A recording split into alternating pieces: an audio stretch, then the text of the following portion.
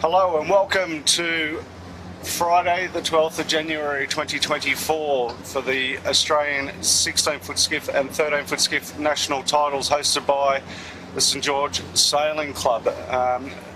We are just making our way out onto the physical bay, out of the river. The start committee tried very hard to get a start line down in the river, but unfortunately the wind direction isn't playing games at the moment. But joining me in commentary today is Andrew Dolly Davola and Jess Isles. Welcome, guys. Hello, thank you for having us back.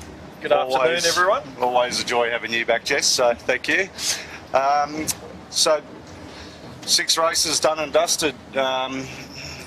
Fair bit of shifting around in positions and so forth we've seen, and might jump straight into the overall results for the 16s. Have a quick look at that. Well, oh, we got the 13s. There we go, the 16s. That's better. Dole, where are we at? Well, obviously Southerly had a very good day yesterday and consolidated a lovely score to get into the lead, and they currently lead on 18 points with a 10-point gap back to Moon and Yachts on 28, 1 point back to Imagine Signage on 29, Skelcon on 33, Fluid Building 1 point back on 34, and we've got Noakes on 37, Domino's 46, 1 point again back to Insight on 47, equal with IME on 47, and then Modern Concept Constructions on 49. So we've really got the top 3 stepped out a little bit. But we're going to have another drop come into play once we get to 8 races, and Sarah Lee doesn't have another big drop. Her next biggest number at the moment's an 8, and the chasing pack are all carrying numbers in the teens. So things will close up a bit, and we keep saying today is moving day. We've said that for the last couple of days. And it's a big house, mate. Big house. We've got a lot of furniture. We're to move. moving a lot, it would appear. So, like, today is critical. So Southerly, if Southerly can get some low scores today, and at least keep in touch with the boats around them, they're going to consolidate and look very good going into the last day. But yeah, certainly going to be an interesting day, Jimmy. Very good. And they in the 13s, Dole, where are we shaping up for the points there? So the 13-foot skiffs, we've got Ebix have a nice little 4-point buffer. They're on 8 points. Cybertech Group, they've been sailing extremely well to be in second on 12. Harkin Musto are on 18. Then we've got the Consistent Plonk on 26. Sail Media on 29. Fluid on 32. Cheeky on 34. Black Cat 38. Modern Concept 43. Tied with Bartley on 43. There we have the championships after 6 races. Just the weather for today, what are you sort of seeing? Yeah, today it's a nice sunny day. We've got a really good nor'easter which is filling across the bay. I think at the moment we're sitting at about 16 knots from the east nor'east and gusting up to 20. I'm expecting that might fill in throughout the racing today. We also have a big run out tide from 2 metres down to 0.2 metres with a low tide at about 4 o'clock. So for most of the racing today, we've got a big run out tide. As Jimmy said earlier, we have moved out into the middle of the bay rather than racing on the river. So the tide won't have as much of a play, but it's definitely creating some chop on the water for our sailors. Yeah, the tide, as we've alluded to, is a big factor out here. Just checking in with my cheater on board the start boat of where to go. He said if you can get any tide behind you, it'd be probably over near the runway from where they're proposing to start. So that's where we'll probably see a few boats head over that way. Yeah, the breeze has got a little bit of east in at the moment still. At the moment we've probably only got 14 to 17, I'm guessing. Tide's making it look a bit windier than it really is. But when you are going to windward, you're getting pushed up the bay, makes it feel like you've got a bit more breeze. If it does clock around to the true nor'east, hopefully it might build a bit. But yeah, at the moment we're right in that zone of sort of between big and little, and when we departed the beach we had a bit of a mix. Everyone's running a bit late, so I'm wondering whether there's been some last minute rig changes back on shore. So when they do grace us with their presence out here eventually, it's going to be interesting to see who's got what rigs in, I think. But I'm guessing the majority, I think today will see big rigs. But the truth will be told when we get some boats out here, folks. Well, they're probably all back, being caught with all the old salts in the St George Sailing Club for Reunion Day. Hello to everyone back there watching. And there's plenty there. There's plenty of stories already getting told, and I'll just walk through there shaking my head, but I've just got a message from one of them that are in there, Steve Bowen, saying you better tell the starters that they better be sailing in the river or there's no free beer for them. So... Yeah, our starting committee did really try hard to get a race started in the river, but unfortunately we do have to prioritise the racing.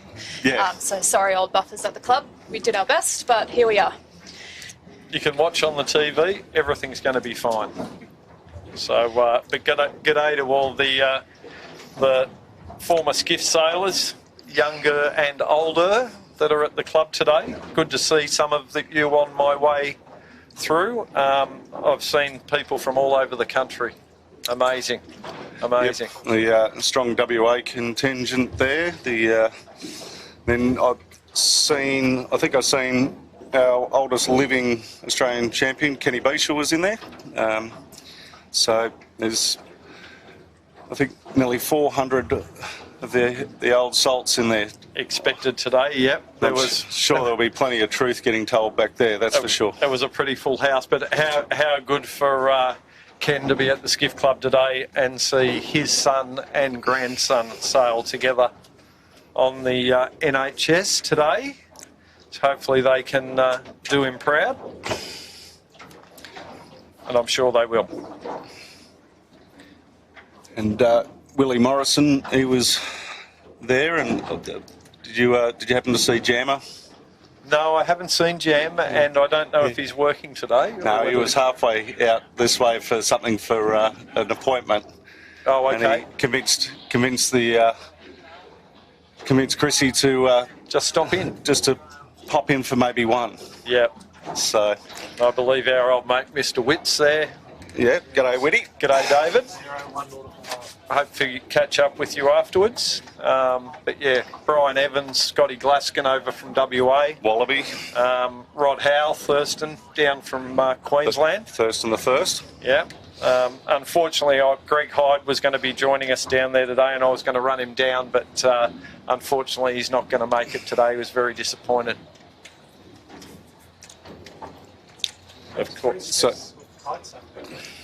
Of course, Greg being famously winning the Australian title, taking every heat. I think one thing I really enjoy about the Old Buffers Day is to see the history of the class. The 16s have been around for a really, really long time, and it's great that these old buffers can come back and share memories with each other and watch some racing and see how the boats have changed and developed over the years. And say things like how good they were in their day. And brilliant, right? Well, yeah, I don't know what these young blokes are doing, really. Well, I managed to catch up with Rolf Cohen before the proceedings got too far underway, and have a quick little look at where I caught up with Rolf earlier on today. Here with the president of the Manly 16-foot Skiff Club, Rolf Cohen, also the president of St George. Rolf, how's the week been? Oh, Jimmy, it's been fantastic. Seeing all the boats up and down the park. It's only about 2 years ago this was a building site, and we had no idea where it was going to end up, and having 80-odd boats racing around on Botany Bay and up and down the river, filling the park with people, it's really exciting stuff, really exciting. Mate, it has been one incredible thing, Old Buffers Day today, or Old Salts Day. How's the mood on the bus coming down? Look, I think there's a few people that have won titles that didn't really win titles. We've talked up a few results that we didn't know we had. We've all improved in the last hour from Manly down to here, and I believe Belmont are doing the same. So I think today's going to be rather large, mate, rather large. All right, well, you get in there, enjoy yourself, and enjoy hosting this, and we'll come back in later on and see what happens. Yeah. Cheers, Jimmy. Thanks very much. Thanks, Rolfie. There you go, from one very proud president of both Manly and the St George Sailing Club. So I'm sure Rolfie will be... Well, Rolfie's walking around with a moon boot on, so he's just had a bit of surgery. But it's all good that everyone's there enjoying themselves. So we've got one of our first boats here, the TTR group, TTR Civil. That looks like a big rig to me. See a number of boats coming up the bay, the majority of which look like they've got the big rig in. TTR there, you can see they're swinging hard, playing a bit of main sheet, so they're not stupidly overpowered, but they've got plenty of grunt in that rig. So yeah, I expect if we do see this breeze build a bit, we might be in for some pretty exciting action this afternoon, which is what we all want to see, right? Well, shaping up very, very good down in the river. If we could have sailed down there to the mines were opening up just nicely for a bit of action. There were some pretty steep holes to dive into down there. But a little bit better out in the bay here, but it's still pretty choppy. So yeah, we'll just see how this pans out. We've got the committee boat on station with the AP flying. It's unlikely that we're going to start on time here with a lot of boats still to come out. They're just getting the course laid in, and we'll see how we go. Can also see on the back of our start boat, it looks like we've got a number 3 flag, so probably looking at 3 laps today. We do have 2 races as well, so I would estimate 2 3-lap races, which will definitely tire out our skiff sailors. We've got a 1 nautical mile beat apparently, so it'll be a little bit shorter for the 13-foot skiffs. But yeah, that's a bit shorter than what we've been sailing this week so far, and that should make for some pretty short, sharp racing. Probably you've plenty got of action. Red pumps on. It's just the normal red pumps. It's not, and they've got big rig, and you're just seeing the Hunter Heart Safe go past with the little rig. So there is a good mix out here, starting to get the majority of the fleet out here, as you said, Dole, but I think we'll be under AP for a little bit. Yeah, I think Peter will do the right thing. Well, you know, try and help the sailors out a bit by not starting a race without everyone out here. I spoke to Perry Como this morning. Yep.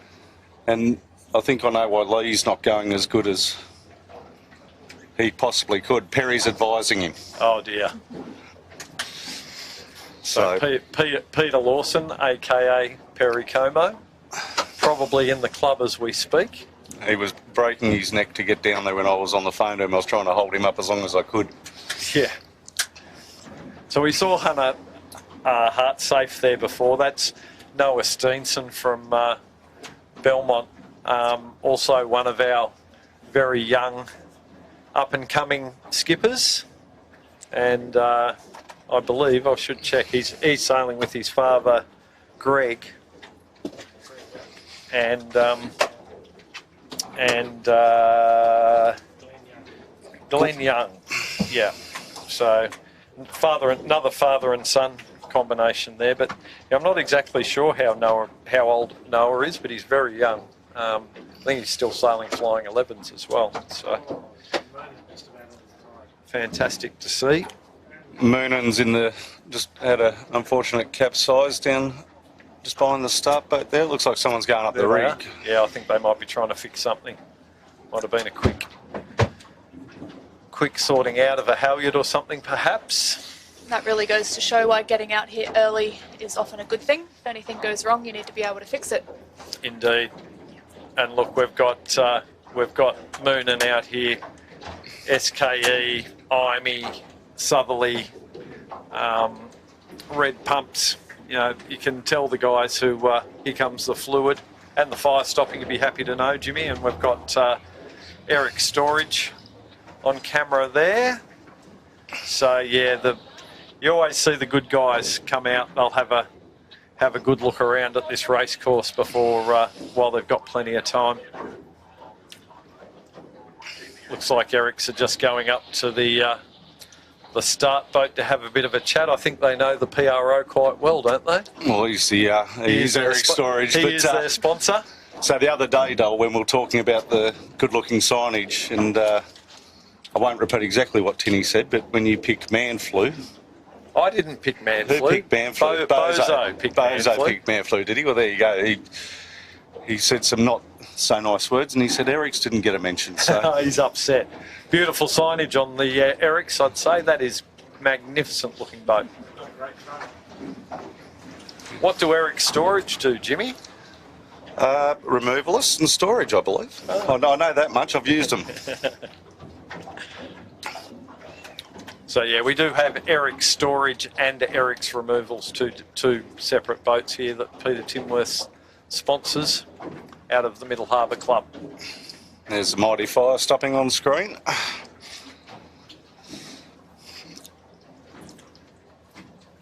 A very kind, long-standing sponsor.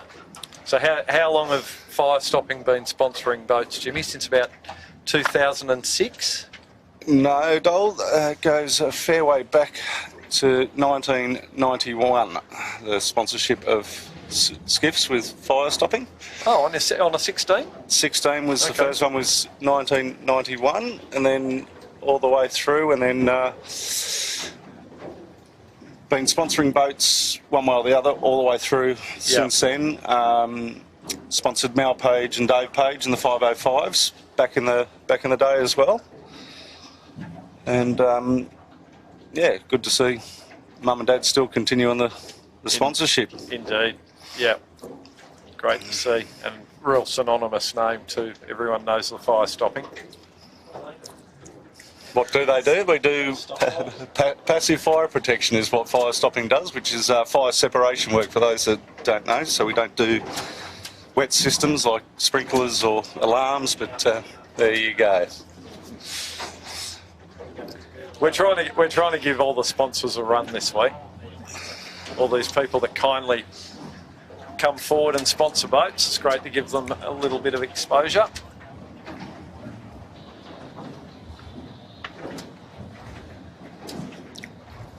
And it's looking a little bit gusty at the moment here. Still got the east in it, hasn't it? Yeah, it does. It looks like they're just setting the top marks now. Yeah, right up the bay near the airport. Looking at the IME there, Hugh Stoddart with Trent Barnabas and Rob Napper. Bit of a moving day for those guys today. They'll be looking for some good results.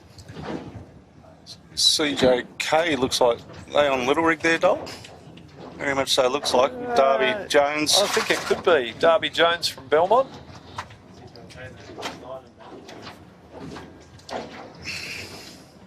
Speaking to a few boats before racing today, choosing a rig was definitely on their minds. I think, yeah, if you're heavier, you should be more confident choosing a big rig, but it's really hard to predict what's going to happen, especially with a bit of east in the breeze. So choosing a rig that you're comfortable with is going to ensure you just have a fun day and you can get around the course.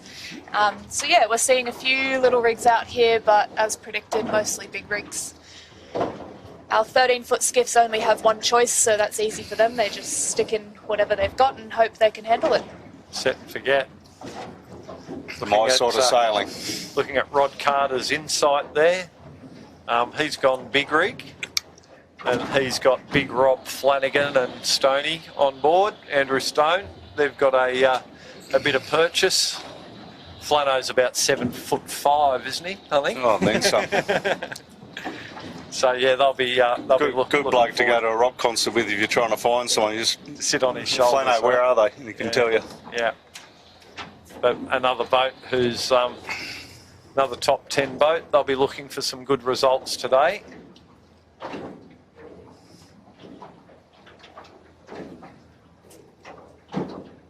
Just getting the kite up and making sure everything's in order.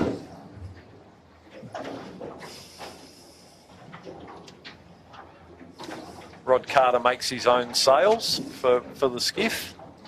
He's a school teacher, isn't he? He's a school principal. School principal, there you go. Yeah. Yeah, and he also runs the combined high school sailing regatta every year and does a magnificent job. Fantastic little regatta for the kids to do when they're in high school. I think we've all done a CHS at some point in time. Yeah, absolutely. It's a really good opportunity. The time of year means slightly lighter breezes, so lots of kids at CHS will jump into a slightly bigger boat. Gives them a chance to test out what they might want to do in the future. Yeah, my son Will, with his crew Alistair Hunter and Alex Hart, who skippers the fire stopping, won the CHS regatta in the Ross Bell Electrical 16. There's the boys on Imagine.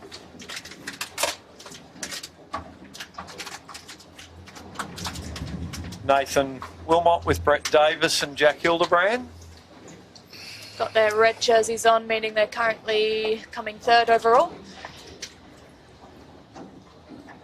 And same with them. They'll be looking to close the gap on Southerly today.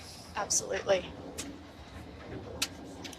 I think a big part of today with two races, with a lot of boats feeling the pressure, is if you don't go so well or you don't go as you hoped in the first race, to really try and brush that off. Know that we get a second drop after the second race today, so trying to pick yourself back up again. Yeah, it's definitely as much a mental game as it can be, the physical and racing. And it's hard to pick yourself up if you have a bad one in the first one on a two race day. It's hard to really pick yourself up and go again. Yeah, so that I guess comes down to good crew work. I know when I was racing and we weren't having a good day, someone would have to tell a joke so we could all have a little laugh and move on. Yeah, I think the sibling combo, I sailed with my brother, and if we look at the 13s, we've got Gemma and James Hopkins as a sibling combo. That can work really well, and sometimes it doesn't. But I really enjoyed sailing with someone who I knew really well, so that seems to be working well for them too. Speaking of your brother, what's he up to these days? Oh, you know, he just plays golf when he wants to. He's getting married soon, so he's moving on with his life, so well done, Andrew. There you go. And Andrew holds down the treasurer position in the Skiff Association, does a great job for us. Yeah, he's also one of our measurers, so he was down here on Friday helping measuring things, and he's still involved with USSA, so it's great to see that, yeah, the club and the association can still hold on to people even though they're not sailing anymore. It just goes to show how great our volunteers are. Indeed. Here we have our Bartley 13 with Taylor and Hugh. Seems like they're excited for today, a little bit of breeze that they can be comfortable in, and you can see Hugh on the front there looking for the wind up breeze, trying to, I guess, make decisions on where they want to go. Yeah, they're currently 10th in the standings in the 13-foot skiffs. And there we can see the little general, Lee Napton, with Pete Mackey and Ricky Bridge on the Noakes. So, also looking for a big day. So pretty much everyone's looking for a big day, but those guys who are sort of in that top 5 or 6, they might be feeling a little bit of pressure today to perform. Hunter Heartsafe we were just seeing there.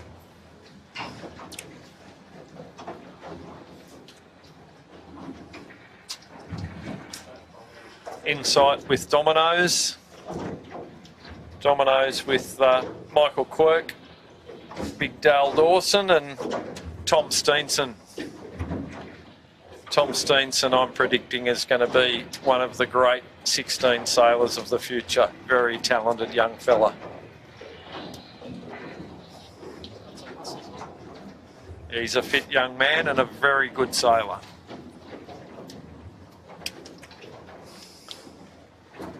Yeah, in terms of the conditions, now that we've got all the boats out here, everyone seems to be fairly comfortable. So, yeah, it goes to show that the chop on the water is probably looking like it's windier than it actually is. I'm thinking, at least for this first race, the big rigs will have an advantage. There's the boys on the Moonin. Dan be looking for results again today. He's been a little bit up and down, but we all know when that Moonin boat gets fired up and goes fast, it goes very fast. So I think they just need to find themselves a bit of space where they can get the boat trucking. And I think today they could be ones to watch: Daniel Turner, Simon Hoffman and Matt Stetter. There was the MCC on screen who led for the majority of the race yesterday and stubbed their toe. Yeah, that little double tack they had to do at the top mark, that really hurt them. Sarah managed to get around with a gust, get the kite up, and she really scooted away. They did a little double tack because they got gassed and didn't lay the mark, and by the time they got around and got the kite up, the breeze had sort of dissipated, and she really put enough distance on them to keep that lead. But they certainly showed yesterday that in their right condition, they've got plenty of pace, and Jared knows which way to go. On screen now we have Nozomi. Two of the guys on that boat won the 13-foot skiff nationals a few years ago, so it's great to see them moving up into the 16-foot skiffs now. I think this is their second season together, with a new sheet hand this year, so I think they're doing really well for themselves. Yeah, so Max Downey and Tom Mount-Stevens won the 13s in Belmont, I think, Belmont, wasn't it? two seasons ago. Yeah, and they now have Hugo Kemp on the sheet with them. Start boat has just opened the start line, so the orange flag's gone up. So we won't be too long, hopefully, folks, and we'll be going into action. Just seeing Pepsi Max there. They look like they've got the little rig in. Bartley Construction little rig. First State Lending little rig. First State Lending with the little. I think Manflu has little rig. So yeah, you tend to see some of the boats who might be down in the fleet a bit, younger crews, lighter crews. Looks like they've elected to go with the smaller rig, but at the moment it's looking like big rig conditions, so they might struggle a bit until the breeze builds, and that may be for the second race. It's the young lads on the Fireball, small rig, just playing it safe.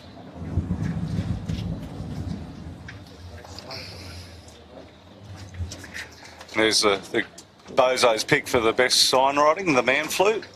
There's the boat full of Stabics.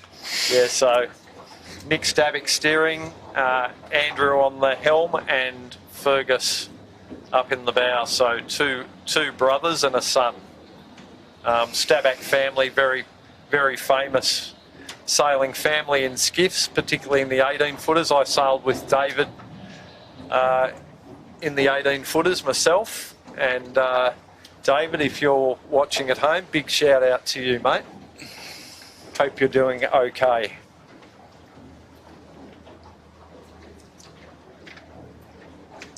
I think a lot of boats now that the start line has opened, they have an instrument on their boat where they can pin the boat and the pin end of the line, so they've got a little bit of a gauge. It's not super accurate, but at least they've got a gauge of whereabouts they are on the line when it comes to start. So we might see a few boats doing that. Dolly, do you want to talk about your boys on Employment Hero? They're on screen now, so Will, Alistair and George, they've got the little rig in, despite the fact that me and Robert Atkins were up half the night building them a new big rig after they snapped their mast yesterday. But I'm sure we'll get that big rig in again before the end of the regatta, and we built a brand new mast overnight last night. So thanks very much for your help, Baz. And yeah, if I get a little bit lost today with people's names, or you might have to elbow me if I fall asleep, Jess. Yep, will do. Just elbow me in the ribs. We'll just blame it on everyone back at the club that talked to you on the way through. But yeah, I'm a little sleep deprived this morning. How was the sunrise at Brookvale, mate? I was up at 4 a.m, Jimmy, and down, I squeezed in a quick cup of tea and headed down, and we had everything ready to go last night, and we just threw all the wires and everything together this morning, and then we put it in the boat. There's the Botany Access team with Zoe, and they have also got the little rig in today. You can see Zoe wearing her Australian sailing jersey on. She's from a very, very talented family, and she's right up racing against her brother today as well. So yeah, good luck to Zoe. I know she loves it when she's ahead of her siblings. Yeah, a bit of family rivalry for sure.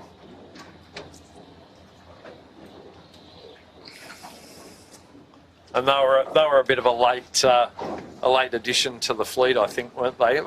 Two days before the start of the regatta, so they entered. I was away for a month, and the first thing I knew was when I got back to Sydney for the first day of the regatta, and Zoe's sort of been filling in at Manly and doing a fantastic job. It seemed whatever boat she jumped on, she was going fast. A bit like Jess. Yeah. Jess guest appearance Isles. We're pretty lucky, particularly at Manly, for our little pool of super subs that we can call on for the skiffs, and Jess is good enough to jump in both the 16s and the 13s, which is good to see, and pass on some of your wisdom to particularly the 13 kids. Yeah, absolutely. They're such a lovely, lovely group of kids, and to be able to jump in a 13 and have a go with them is, really fun. We've got Eric's removals with Josh Thunenson, Rose Boyce and Max Morrow from the Middle Harbour Club.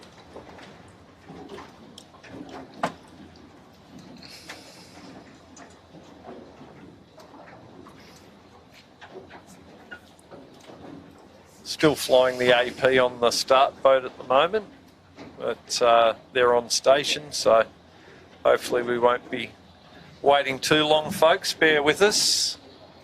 Breeze has appeared to just backed off a little right now. Still. Bucko would have some reason. He'd be trying to tell us some reason now. It'd be the catabatic something, Jimmy, and it'd have no cliffs around here for catabatic. I've learned that much about catabatic. I don't know much about it. If not, it's the water temperature at Lord Howe Island. Absolutely. Yeah. So not long until the AP comes down here. Yeah, AP's just gone down. So that means we've got 1 minute until our 5-minute warning signal, so yeah. I really love that shot of the start boat there where we've got the breeze going one way and the start boat facing the other way, which does show how strong the tide is. So I'm expecting that we might have a general recall here with boats getting pushed over the line just from the tide. But we'll see how they go. Hopefully everyone behaves themselves. I'd put my house on it, Jess. Yeah.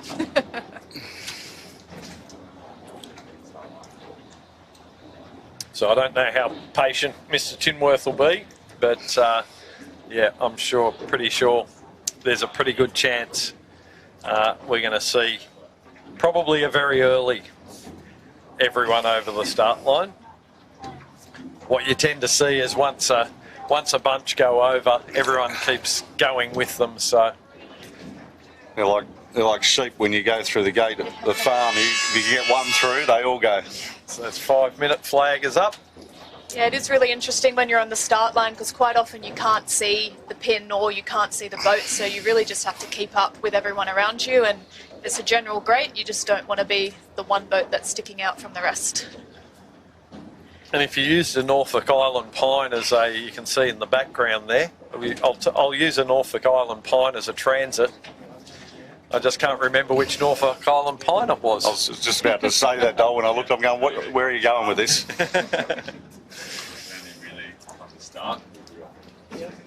So with a transit, you line yourself up on the line and try and find something on the shore that you can identify. So if you can't see the pin, you know where you are on the line.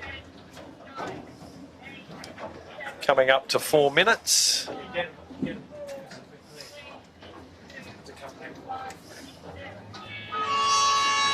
So our 4-minute gun was showing a blue Peter. For those who don't know, that blue Peter is the blue flag with the white in the middle.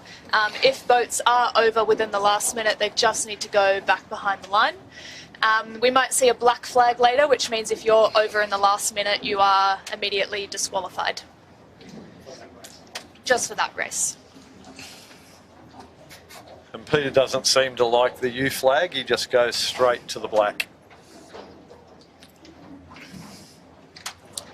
And fair enough. There'll be a few black flags getting handed out back at the club later on tonight, I'm assuming. Yeah, sent off. Yeah. Or yellow card, right? It'll be a red card. Red card. And if you are over in the last minute or an individual recall is called, you have 4 minutes to go back and restart, if it's a blue Peter, and you are allowed to do that. But you don't know if it was you, so you've got to make sure you know where you are on the line, and if you think you're over, it's sometimes best just to go back, restart, find yourself some clear air, and yeah, hope it was worth it. I can tell you're a school teacher, Jess. You've done all your study. I do like explaining things. Yeah, well, skiff sailors. As Chiz just said, you have to on this boat, that's for sure. And skiff sailors are like a bunch of children. 2.5 minutes. Everyone's just sort of having I'm trying to time our run to the start line here, Dole, with the tide. Yeah, I think you could just park, Jimmy, and you'll go nowhere. The tide's pushing you up and the breeze is blowing you down. We just sit here. I don't know why the staff boat's even got an anchor out, to be honest. But yeah, we're looking down the line. You can actually see the boats getting carted from left to right of your screen. As they're sailing down the line, you can see the boats physically going sideways at the same time. Yeah, and it becomes really tricky in that last minute where you're trying to slow your boat down, and without any boat speed, the tide has a much bigger effect on you.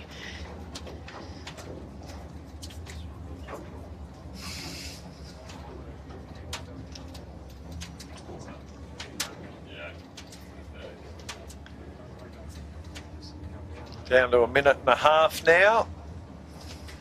Seems to be a lot of boats congregating down towards the pin end. The boats down at the pin end have got no hope of staying behind the line at the moment with just over 1 minute to go. A couple of them electing to tack around and come back, a couple jibing. But we'll see how we go. We're down to 1 minute.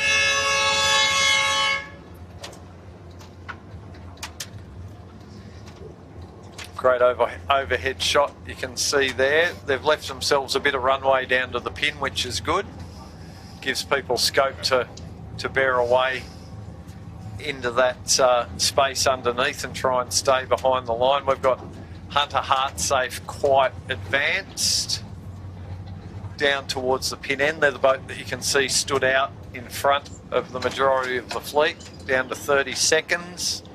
Now, we're not in a perfect line here. But, oh, there you go. Now you can see the boats in the middle there. Yeah, we usually have a midline sag, but not today. It's a midline bulge today. Yeah. Yeah. Yeah, we've already got boats over the line here, so 5 seconds to go. General recall number 1. Oh, thank goodness I don't lose my house.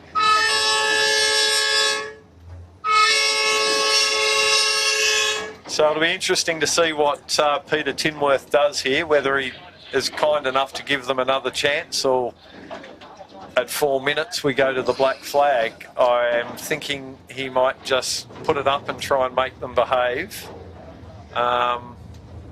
It looks like a pretty fair line to me, doesn't it, Jess? Yeah, I think so, and it's nice, almost nice to have a general recall. You can see the boats are still going here. Most of them would know it's a general recall, but it's nice to see how you were going off that line, judge your boat speed against other boats, sail for a little bit before you head back and reset. Yeah, just see where you started on the line and how that worked out. Yes, against exactly. your other competitors. So you might have started midline and that didn't work so well, so the next start you might elect to go closer to the boat or closer to the pin, whichever you thought was better. The midline did look good, but in saying that, they were the boats that were punched out the furthest over, so gives you a bit of a false impression. But majority of the boats are now starting to turn around and come back, because I'm guessing we're not going to mess around. Won't be too long before we get into another start. And that breeze has lightened off across the course, looking upwind at the moment. Quite a bit of east, right? Yeah. It is now.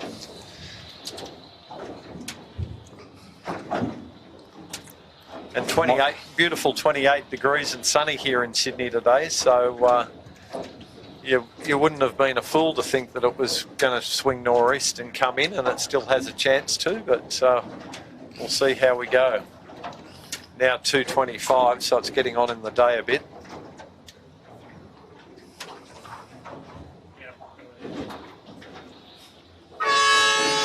So general recall has just gone down and a postponement flag has gone up. So yeah, hang tight, viewers. We might have a little bit of time, potentially a shift in the breeze, and the start committee might need to reset some marks. And we're getting some great drone shots for you down in this start area, and probably about, oh, look at that one, fantastic. But with the top mark up closer to the airport, unfortunately, when we're up the top end of the course, we won't be able to bring you any drone shots. But as far as we can take it, we will. Our expert drone pilot, Pers, is doing a great job. Look at those fantastic pictures. And with the drone today, if you look around the boats and it's not too glary, you'll be able to see the gazillion jelly flubbers who are out on Botany Bay. You did a head count of them, did you, Dol? Well, I know there was more than 1 million, Jimmy, so I'll say 1 billion.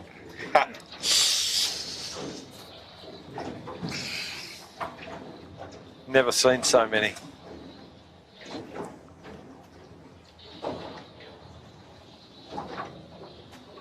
So I'm not sure what Pete is planning to do here why we have AP.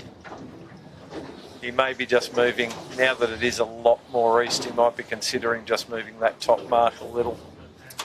There's the Newcastle Financial Planning Group there on screen, Dol. You got something to say there? Cash for comments, remember? No cash for comment, but we did note that they have some Balmain signage on there, and Flynn Toomey, who's filling in for this regatta, sails on the Balmain 18-footer, and I was just saying before that it's great to see Balmain coming into the 16-footers as well, and providing a bit of support, and they're also in the financial planning game, so I'm wondering whether there might be some connection between Balmain and Newcastle Financial Planning Group. That's a mouthful, isn't it? Absolutely. But yeah, great connection between the 18-footer and the 16-footer, and it's great to see in the 18-footer they've got a young team who I had a little bit to do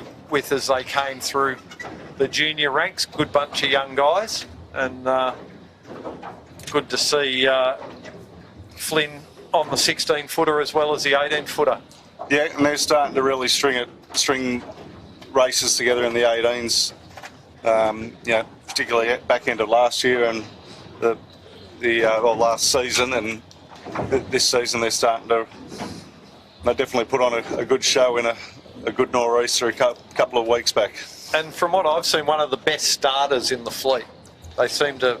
Don't know how I haven't watched so much this year, Jimmy, but I know last year they used to get cracking starts. Fantastic. And with a bit of 29er experience and big fleet sailing experience, I think that stood them well. Good preparation. Well, all the 18s should be starting pretty well this year, because they use the Vicara starting system. It's almost like cheating, isn't it? It's automated for them, but they still get it wrong. So as Jess was saying before, that system gives you a reading of what the start line is and gives you a time on distance from the start line. So really you should never have a general recall if you're using that system, should you? That's the plan that they use it for. The poor volunteers, the starters, and in every club, you go through the same thing. They just want to get you away, get you sailing, and get you back to the clubhouse as quick as you can. And if you are over it tells you as well, right? So when it's working properly, yeah, stop. Okay. In a perfect world. In a perfect world. Okay. Yeah. So I don't know whether it's at one point they had a few of them on different firmware versions and things like that, so it wasn't quite right. But I do believe the 18 guys are getting that ironing the bugs out. But yeah, as Jess mentioned before, a large number of the 16-footers are using an electronic compass, which there's a couple of different brands, and yeah, ping the line and it tells you your proximity to the line. Yeah, upwind and downwind, it'll also give you your compass bearing, which can help if the breeze changes and you can see your angle. Yeah. So yeah, useful thing to have, but I guess like autopilots, you don't want to rely on them too much. And everything comes at a price. Yes. Not a cheap little bit of kit. So still standing by, folks. We've moved the pin end of the line a little, and we suspect maybe the top mark is being shifted a touch as well. A bit of oscillation in the breeze. It is shifting. Now it's back a little bit more to the left again. So it's making our life for our PRO and our course people, volunteers, a little bit difficult, but we will get there, we promise. There we have no sense from Middle Harbour on screen.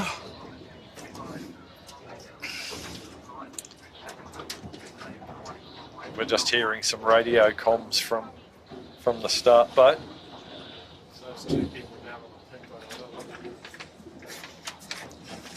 No sense is Natasha Pollitt, James Hargrave and Tommy Stanbury.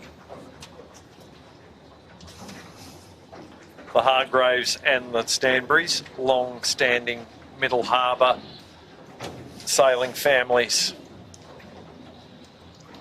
On screen now we have our Bartley 16, which matches our Bartley 13. These boys just always seem to be having so much fun in the rigging park, and one of those boats who really, I think, suit the vibe of the 16s, where there's good racing, but off the water we just have a lot of fun, so shout out to them. Yeah, Dan Bromelo's one of the happiest humans I know, Yeah, I I think. think so. Yeah. Shout out to Dylan Clark over in Abu Dhabi, who's just sent us a photo of him in the tech tent watching our stream. Ah, g'day, Dill. Our rock star drone pilot who's over at Sail GP. We've got a new rock star for while he's away. I've upset Pers now.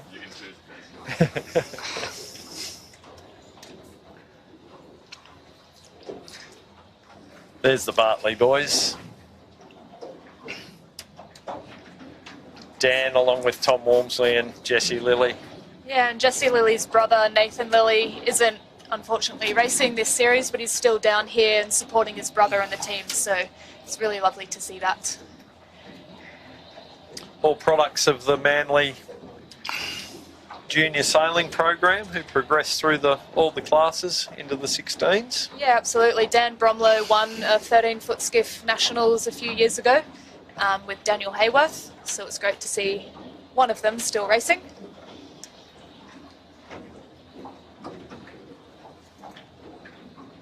Just had the Fluid boys sail past us, sort of looking for answers, I think. They all looked a bit bemused as to what's going on.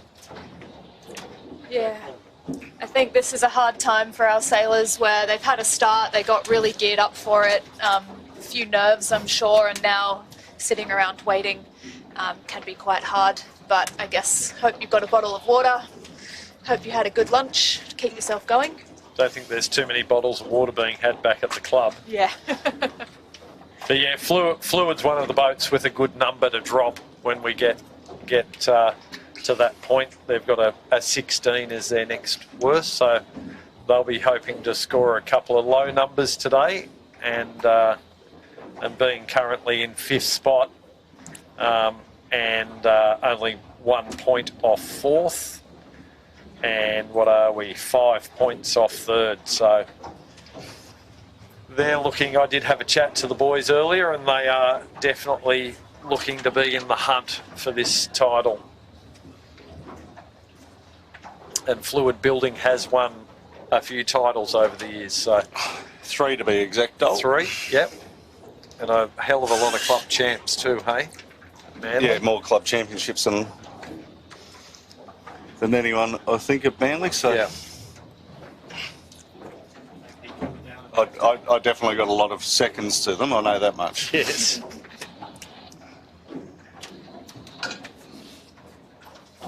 Well, it's great to have Clint out here with us for a couple of days. And on tomorrow we have Stevie Bowen, who crewed on the Mighty Fluid. Steve is our current Vice President of the Manly and St George Sailing Clubs, so nice way to finish off the regatta with aficionado from like Steve. And the sponsor of the SUTEC. So our postponement flag has gone down on the start boat now, so we've got about maybe 5.5 minutes until our start.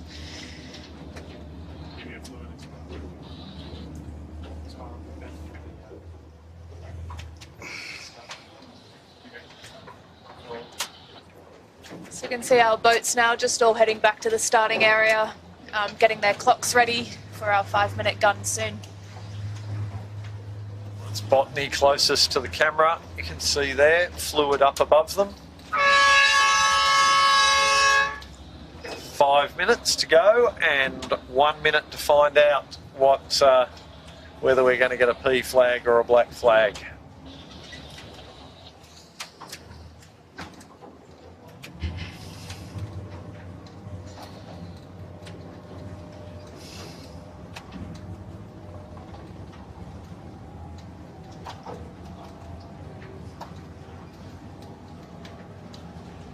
The start line looks like it's, not only did they move the pin end a little, but it looks like they've shortened it up a bit to me too, which is going to make life interesting. Yeah, you can see our start boat has swung a little bit from our last start, so that changes the line slightly as well. The start line goes from the orange flag.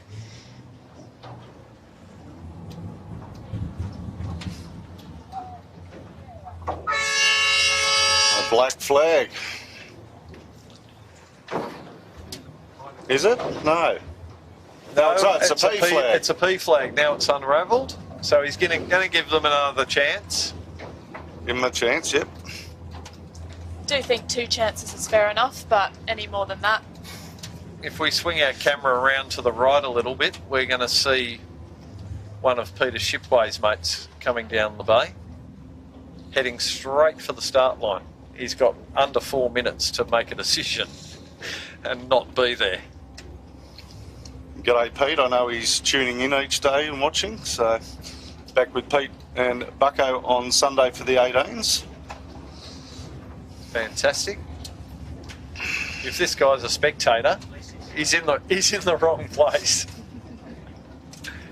Yeah, you've got the whole of Botany Bay to go. And Yeah, SUTEC just having a little cool off, body drag for the boys. Bit of teabagging.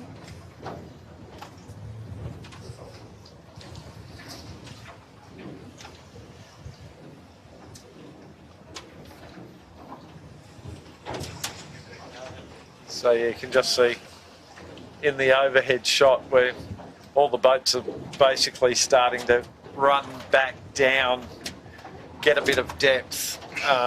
Looks like the majority are heading back towards the boat. The pin end is very open at the moment, very few boats down there. Boats that you can see down that end, most of them are 13s, just having a look. there you just seen that little powerboat go through the start line. That's our sailing administrator, Graham Bill, going up to have a chat with old mate that has decided to stop right above the start line. So in the top left of your picture there, you can see the large cruiser and the rigid inflatable just going up to ask the question of what their intentions are. Maybe they're going to anchor there and do a bit of fishing.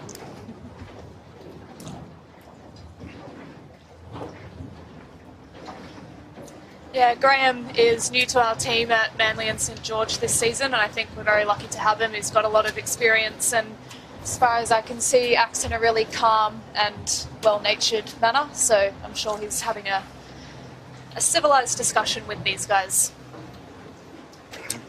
We could always send Baz over if that doesn't work, right? Well, I'm sure if it doesn't work, if Graham has no success, I'm sure Baz will be up there in a flash. He's sitting in his rib ready to go. So coming up with 1 minute to go now, so yeah, boats will be gearing up for the line and hopefully we don't have another general. Yeah, a lot of boats stacked up at the boat end, and we've got a bunch of boats at the pin end and a bit of a gap in between. So down at the pin end we've got Tagara, Red Pumps, Bella Group, CJK. Who else have we got down there, Jess? Moon and appear to be down there too. Yep. Eric's Storage are also down there. Insight Building. And then up towards the top end of the boats we've got Tribeca, Cunningham's, SKE Electrical, Skelcon. So a bit of a spread. Sail Racing also up at the boat end along with Fluid. So interesting that we see sort of lead boats making completely different decisions. It looks to me like once again these kids can't play by the rules, Jess. I mean, 10 seconds to go and we're already there's about well over the line. There's about 5 boats behind the line at the moment and the gun hasn't gone. 1, 2, 3, yes, five boats behind the line. Well done, ladies and gentlemen. Yeah, confirmed another general recall. At this point, I'm feeling a bit for our poor 13-foot skiffs who haven't had a practice start yet and they're just doing their best keeping out of their way. Being very patient.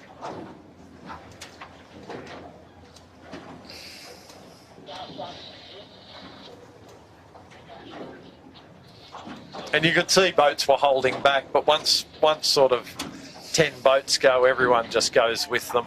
You can't really afford not to. Just off they go. But I'm sure Peter will now put the black flag up.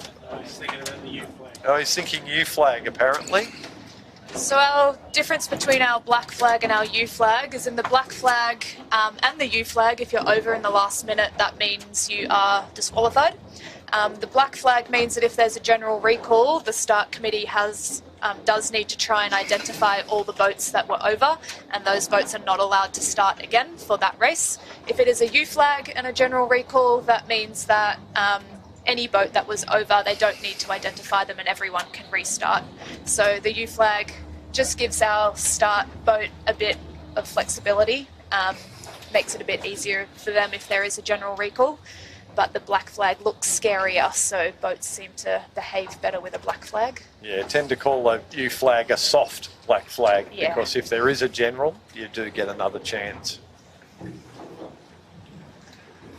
Graham Beale is gladly escorting the large power boat through the start line and hopefully out of the way. I'm not sure why he has to go through there and couldn't go around us, but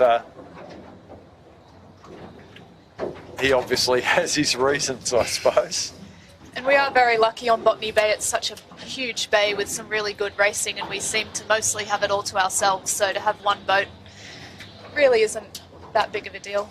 I was about to say we do have it all to ourselves except for that one boat. Yeah. Yeah.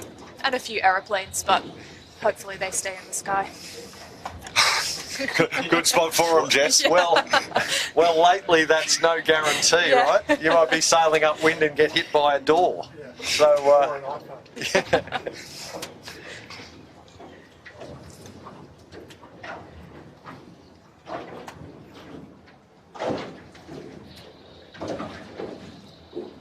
Great shots we're seeing there.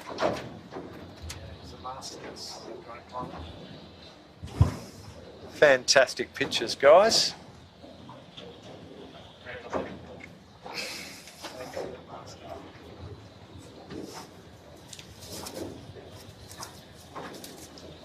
I'll take it back. You're the best, Bez. Yeah, really good. You guys are going to have one kiss on my head later. Some interesting banter coming from the back of the boat, folks. Unfortunately, you can't hear. So probably not long now. We'll get some more sound signals.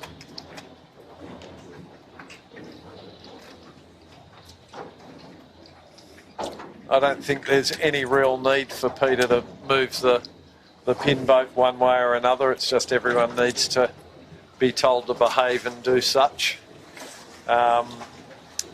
We are likely to go to a black flag, and for those boats who are in the top 10, there is very high risk involved with this because they can ill afford to be caught out and be over and get pinged for a BFD score maximum points. So our general recall flag has gone down, which means we are close to our 5-minute gun.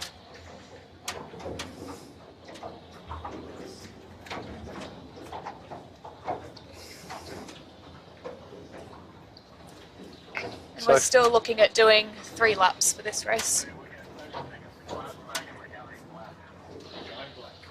And the word is on the radio that we are going straight to a black flag. We're not going to mess around.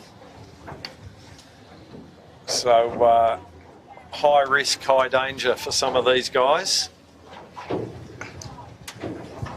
We're just about to get our class flag. There we go.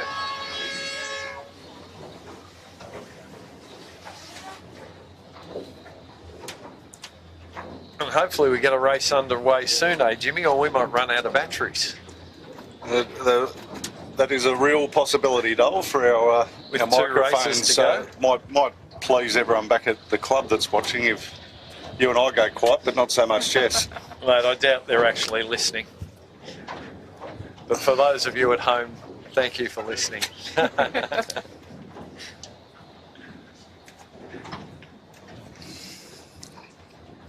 They probably wouldn't be able to hear us in the club.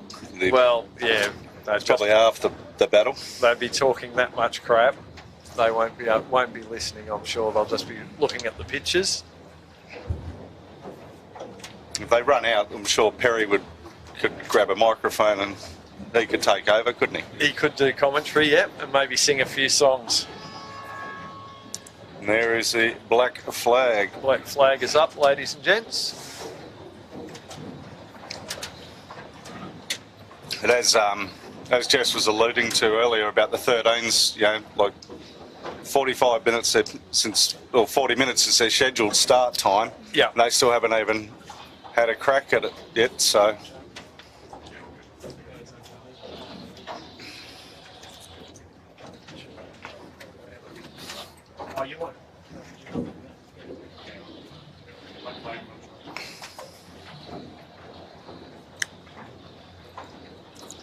There's the old fire truck and Thurlow Fisher from the Drummoyne Club. We're looking forward to Drummoyne building on their fleet. They have the Cherub class as their sort of feeder class, and they've got a lot of very good sailors and youth in the Cherub class at the moment. So we're hoping that in the next few years we might see more of those sailors transition into the 16-foot skiff, and we see some really strong competition coming from the Drummoyne Club. Very, very long history of 16-foot skiff sailing at Drummoyne. The Palace. We did have one of the state title weekends at Drummoyne this year. It seemed like it was a really good weekend. Yeah, good breeze and good sailing that weekend. It was fantastic. And hopefully some of those younger sailors saw the action and thought, I might want to get into that.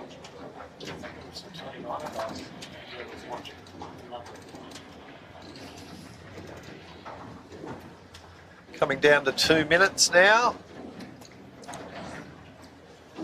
Everyone's standing back a little bit further from the line this time, as you can see, which is no surprise. Yeah, absolutely. There's a big difference from the last 2 starts. And they've had 2 practice runs at it, so they know how hard this tide's running. Hopefully we can judge our time and distance a little bit better this time.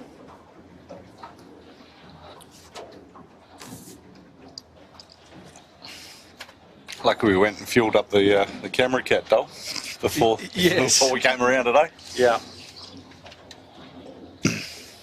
So the most advanced boat you can see in the shot there at the moment is Insight Building, who've just decided to tack around. I'm pretty sure they're just going to bear away here and take a bit of a dip. There they go now. You can see them sort of mid-pitcher. So they've running right away, and they'll either come and tack into a hole or jibe out. So that's 1 minute to go now. So as we spoke about before, if any boat is over the line in the last minute, they will be disqualified. So it seems like everyone is behaving themselves. So far, so good. So far. Tom Clout just elected to do the same in Tagara. Took a dip down. The boat down the far end of the line that you can see is Red Pumps. I think it's Bruce Savage, isn't it? Red Pumps Red. So the white-hulled Red Pumps. Bruce said to me the other day his mission for this regatta was to own the pin end. And I said, well, it's not always pin end favoured, Bruce. And he said, it doesn't matter, I want clear air and somewhere to have a bit of a runway. Well, he's the only boat that's, or the only skipper in the fleet that's steering from on wire. Oh, look, SKE Electrical is in a bit of strife here at the boat, or they might have just managed to hold themselves up. They have. And that, to me, looked like a clear start, folks. The Fireball. They're on fire. They've come out at the boat end and judged that start perfectly. Yeah, they've done really well there. You can see they're in a little rig surrounded by big rigs, so hopefully for them they can try and get some boat speed and maintain that position. On screen now we can see NHS, we've got Sail Racing and a few others who've all decided to start down the pin end.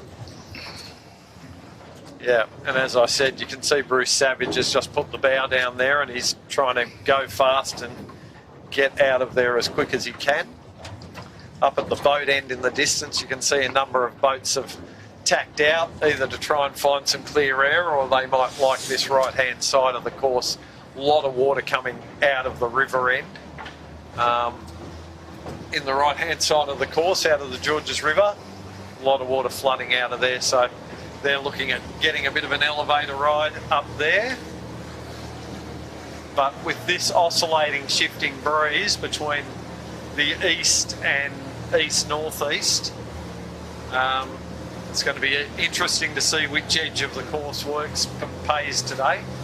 Yeah, absolutely. I think the tide will have more of an effect down this bottom end of the course, but up the top they're going to be wanting to look for the breeze more. Yeah, so that's Red Pumps Red, you can see with NHS, Joel Beechel just above, along with Sail Racing and TTR. Sail Racing looking in very good shape there. They're behind NHS there at the moment, but they look like they're good speed and height. Yeah, I think they've got themselves in a bit of a tricky spot. You can see they've just tacked out there. It's a really fine balance between trying to keep your height and maintain your position. They've just tacked back because unfortunately they were on port tack, so that's going to be a bit unfortunate for the Sail Racing boys, but still early on in the race. Yeah, they've just had to come back and try and find a lane. I think it might have been Insight had rights on them, starboard rights on them. They've actually found themselves in a bit of a difficult spot now.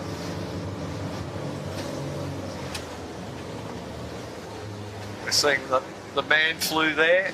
They must have got a really nice start. Well done, Nick. Trailing Modern Concept Construction. So man flew with the little rig and Modern Concept. With the big rig, I think they'll might have a bit of a tough time hanging in there. They might have to bail out of there soon as well. Yeah, also with these big rigs, if you can handle a big rig upwind, downwind you definitely have an advantage with a much bigger spinnaker and you can get deeper down the course. So yeah, we'll see how that plays out throughout the day. Yeah, so Skelcon and SKE there, and they've got Moonan trapped in behind, and once again they've had to tack out. So Moonan being really treated like a pinball here. They haven't been able to find a decent lane yet, but hopefully this time for them that will find them somewhere to get out of there and get some clear runway. The boats on screen now are those who decided to tack off a bit earlier. These boats are all heading out to the right side of the course. we're sitting in the middle of the course now and there's no one really around us, so a really big split. Very interested to see how this plays out at the top mark. Yeah, very much left and right. No one really coming up the middle at the moment, except for Moonen. Yeah, I think Moonen are really trying to fight for some clear air here. That's right, and Eric Storage as well. Yeah, I've always thought with Moonen that if they could have some more consistent starts, they'd be making their life a lot easier for themselves. So they're very, very good at picking their way back through the fleet, and this is that on show. Ace there, they're not in bad position, and as they have been all week, looking like they're getting through the water really nicely. They're one of our St George boats with Lockie Steele, Bryce Edwards, Jerome Watts.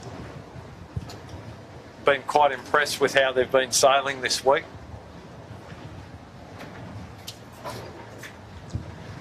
So at the moment, it looks to me like the left-hand boats have got some left-hand shift and pressure.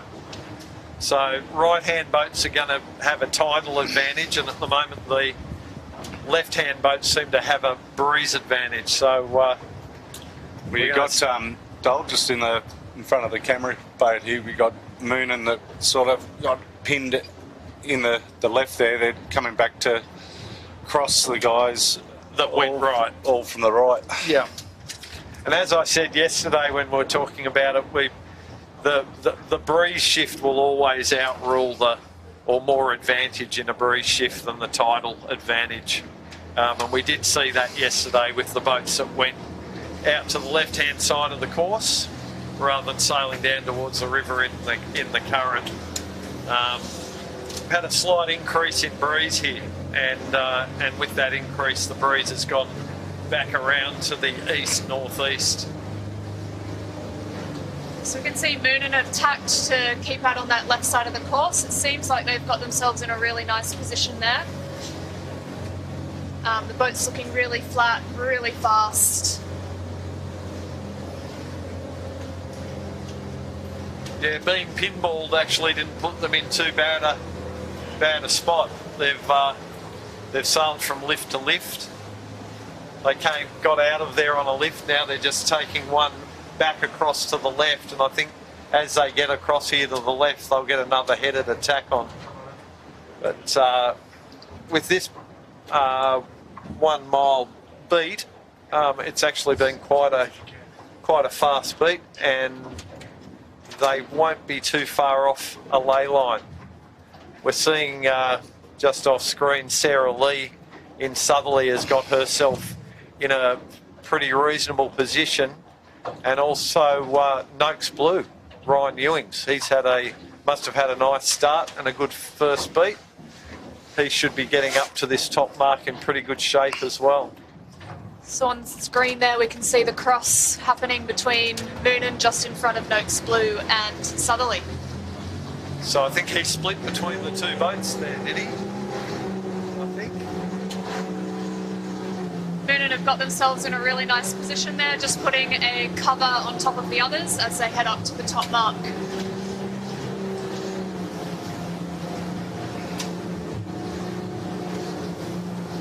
Yeah, we've just seen Moonen and Ace both tack on some really nice left-hand pressure.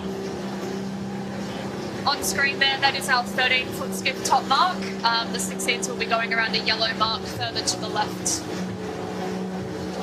Botany Access are also seeming like they're having a good day, so well done to Zoe and the team so far. And here we can see the meet between the boats that have gone out to the right, so IME crossing behind Moonen. So it seems like IME have done a good job going out right, finding some clear air and coming back to cross the others. Imagine Signage are also there in the mix. They decided to come out to the left, perhaps didn't get the start that they were quite hoping for, but they have found a spot with some clear air, finding good boat speed to meet the others. Yeah, so we're just working our way up to the top mark, and we'll bring you the action as they come round the the top mark, and yeah, you can see Ivy, they need a good one, and they seem to be in pretty good shape here at the moment, but looks like our leader should be Moonin when we get to the top, but we're going to have a very tight bunch in quite close proximity to each other. Absolutely, and with a short race, only a target time of 45 minutes, this first work is really, really important for them. So here we go, Moonin tacking onto the port hand lay line, and Ryan Ewings, Noakes Blue tacking in behind, but we've got Imy coming in. They are going to be able to put a tack in underneath these guys because they've actually understood slightly due to the tide. Unfortunately for the Imy boys, a bit of a scrappy tack there. Trent must have got caught up somewhere, but that will see them come around the mark in top first place, and you're about to see Imagine Signage try and find a gap here. Once again, they've been able to tack in underneath. Noakes will roll over the top, but that will see... Noakes Blue, that is. Yes, Noakes Blue with Ryan Ewings. Ace coming around next with Swell after them. Another consistent race from the Swell at the moment. Ace in a bit of trouble. They're just getting a couple of kilos of prawns in that big purple spinnaker. They're in a whole lot of trouble here. And now a really big clump coming around. We can see SKE Electrical, followed by Sail Racing, Southerly, NFPG, Botany Access, Cunningham's, MCC, Fire Stopping, and Noakes. Yeah, Noakes want to be in a better position than that Absolutely. today. And unfortunately, looks like Ace has had a swim on the top mark. It is Ace. Oh, there's a big pile up just to the left, right of screen there. Oh dear, Cunningham's and Tribeca have had a bit of a coming together there. And also Zoe Dransfield in Botany in a bit of trouble here. She's decided to try and jibe out of there. Just managed to save it.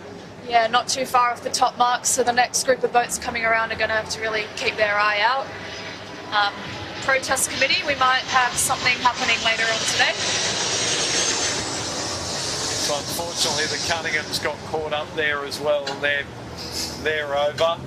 Looks like the Fireball was looking to join in the fun, but they've managed to save it. Yeah, and I think for these guys, choosing a little rig just makes all of these tricky situations a bit easier for them, so...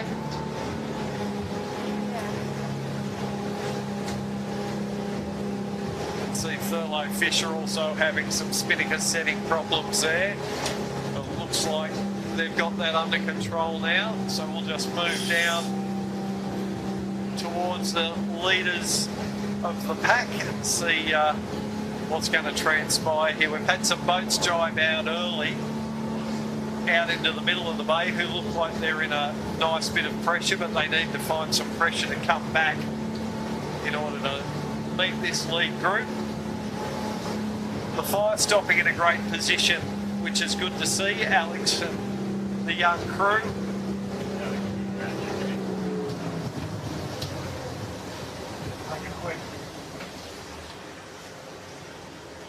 So on screen there in the distance, Orange Kite, we can see Imy have decided to jibe.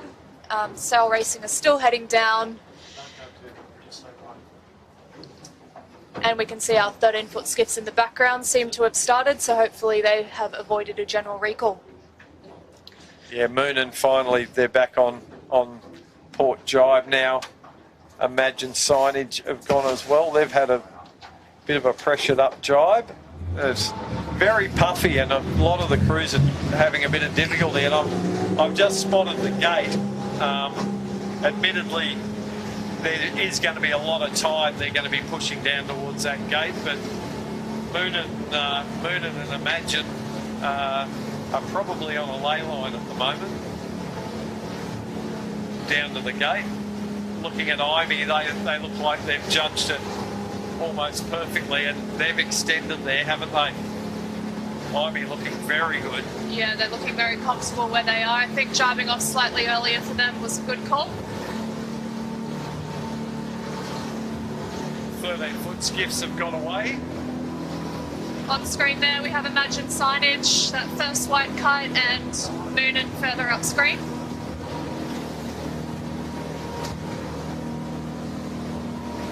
So I can get you the drone shots down at this end of the course a bit more.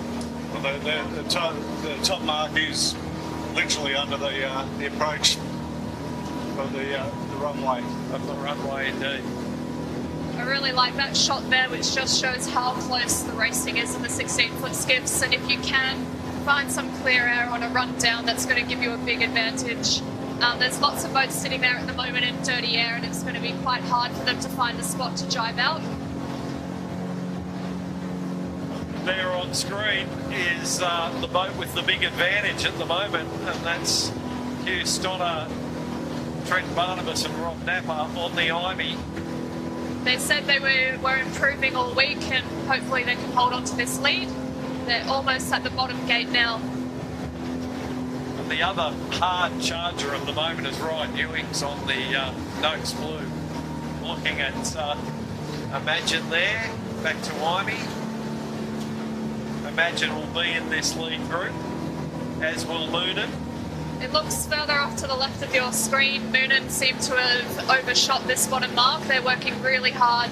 Very low hooked, aren't they? Very, very low, yeah. Working really hard to try and give themselves some space to get around the mark cleanly. Noakes Blue also on screen there, with Southerly in the middle, a bit further behind.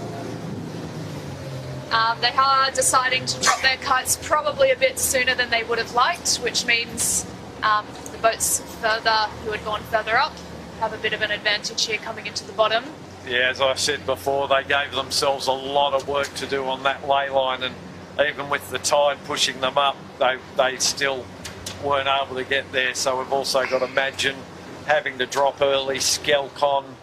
We're going to have Swell having to drop early, so they're having to two sail in, and then they will be doing a hard spin jibe. Look, here comes Imagine. Oh, and gee, there's a few people having a few words there between Southerly and Imagine, but we'll leave them to that. Not like us to pass judgment. It does seem like most boats so far have gone around the starboard mark and heading out to the left side of the course. Imey have managed to get away cleanly heading out to the right side of the course, which seemed to work for them last lap. So we'll see what happens here.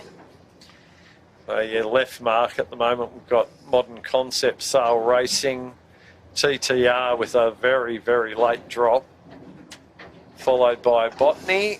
And they've got to be a bit careful here because that tide, and TTR has just found that out. You round that mark too tight, and boingo. Boingo. That's a new one. There's another one. So as they turn side onto the tide, these guys, I thought they'd be smarter than that.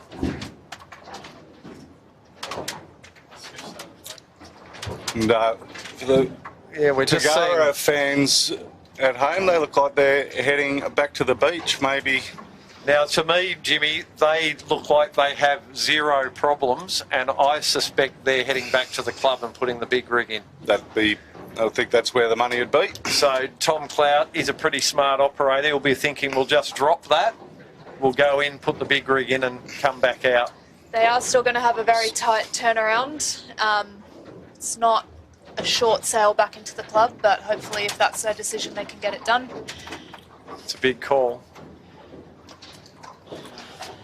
One of the boats just over at the other mark here told that you talked up the fluid. Yeah, they're not in a great spot there. I suspect they might have got themselves into a bit of trouble. Yeah, I think that carnage at the top mark we saw, which involved Fireball, who are now going around the mark. Unfortunate for them, they were having a good day. Perhaps Fluid were also getting caught up in that. No sensor down. That's going to create some havoc over at the left-hand turn. I've got to say, Jimmy, I've seen a lot of boats hit these marks, and I haven't seen one person do a turn yet.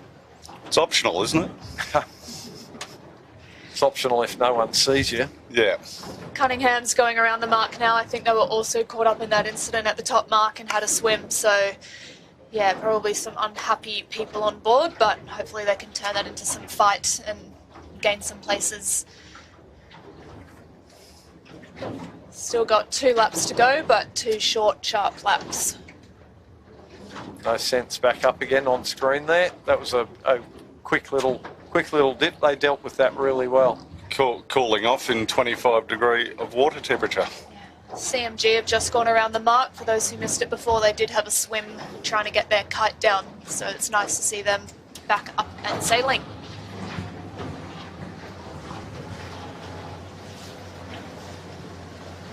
Once again, there's been a big split between left and right side of the course. It didn't seem to make too much of a difference last time, with boats at the top end of the fleet splitting off the start and coming back to meet each other.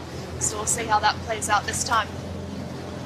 Great to see that all our pretty much top 10 boats were in pretty good shape. The only boat who were sort of not in such good shape there was Fluid, so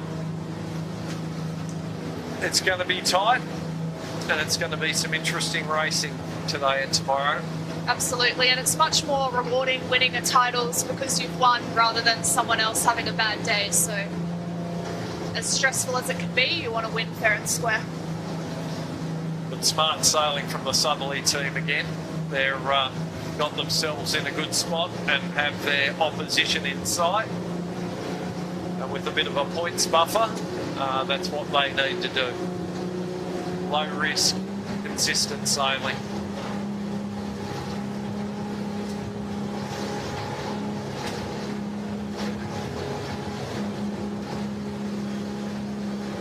Just looking at CJK we've got there on screen. Oh, we're looking at Ivy, was it? Sorry.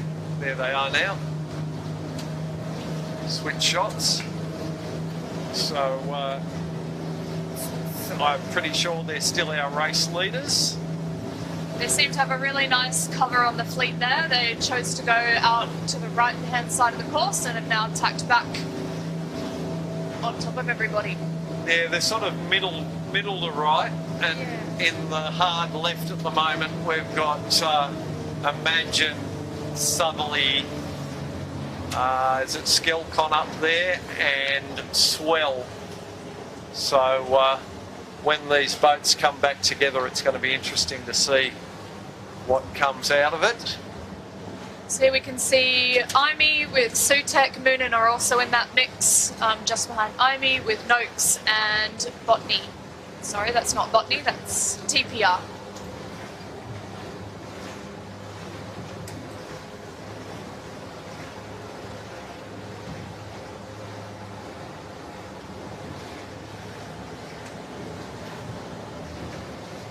Yeah, it looks like good pressure, good high pressure in the left at the moment, but not that many boats have come to that left-hand side except for Imagine, Southerly, Swell and Skelcon. Yeah, for those of you following the 13s, we can just see our 13s coming down now with their kites up. Ebix look like they're having a good start to this race. Looks like they're currently our race leaders for Ebix. MCC 13 in the background, and it looks like Cybertech Group are following very closely behind on screen there. Yeah, once again, those two dueling it out, and Heidi and Orlando in Harkin Musto very close behind those as well. So at the moment, looks like Ebix, Cybertech and Harkin will be dueling it out for this first lap. There's Heidi and Orlando driving onto port there. They basically following the line of Cybertech and Ebix, just making sure they keep in contact. It's really impressive seeing the 13-foot skiff guys getting through jives like that really smoothly and calmly. Obviously, they've only got 2 people on board, so to do everything with 2 people compared to 3 on the 16 is really, really good for them building their skills. So as our 13's heading downwind, on screen with the 16s we've got Fluid, looking to gain some places back up. Looks like we have Sutek and Fire stopping and MCC in the background. Yeah, and as I said, these boats that did come hard left look like they did very well to me. So Oh, Fluid dear. just stubbed their toe. I think they might have just had another trapeze hook incident, I think. Which when they broke one the other day, if they didn't replace them all, I'd be very surprised. But that's rotten luck if that's the case. Now, as I said before, I thought this left-hand side was going to pay, and it looks to me like New we've leader. had Imagine signage first round the top mark. That left-hand side really did convincingly pay, so I suspect our next round will be southerly. And yes, it is. It's a bit hard to see from where we were, but yeah. So they were the two boats that punched hard left, along with Skelcon, Swell, and who was the other one? Moonen is in there as well. So Yeah, Moonen did go out with Imey for most of that leg. Imey has hung on the third spot, and then we'll have Noakes Blue. No, Noakes. Remember, Oh, Dole? it is Noakes, sorry. Yeah, I thought remember it the was still hollow, right. the hollow propeller? Yeah, no. Noakes Blue is still going to be in about 5th or 6th. See these boats who need to perform a tack bear away manoeuvre. That's quite a tricky thing. As you can see, swell getting through the tack. You've got to settle yourself before you can bear away. And here comes Noakes Blue around next, with Skelcon and SKE Electrical close behind. Yeah, Banjo just managed to punch in underneath there because, as you mentioned, the tack bear away is a very tricky manoeuvre, and Skelcon just made sure that they took their time and got it done neatly because it's better than having a swim. Looks like Fire Stopping having a really great day so far. Don't Fortunately, talk about them. Yeah. Don't know the curse. They didn't quite lay that top mark, so they did have to put a double tack in there, which would have slowed them down slightly. They've gotten around the top mark nicely. They'll be very happy with that placing at the moment. They can hang on to it. And I'm happy to see a Devola boat in a good position, Jimmy. Mate, it's a rocket ship, that thing. Next up, we've got the Sutec. Mike and the boys, TTR, doing very well with the little rig. Absolutely. They're definitely at a disadvantage in a little rig going downwind. We saw the last downwind, we lost a few of those little rigs that were in the top end of the fleet. I would just like to point out Sail Racing, who have just gone around the mark. They've been a very generous sponsor to both last year and this year's Nationals, so thank you to Sail Racing for that. Modern Concept Constructions were around after TTR with NFPG Balmain and Sail Racing. Next is Zoe Dransfield in the Botany Access, another little rig. Yeah, it seems like they're our second little rig, so well done to them. So yeah, we've seen a few little rigs starting to get into the mix. The pressure has been up and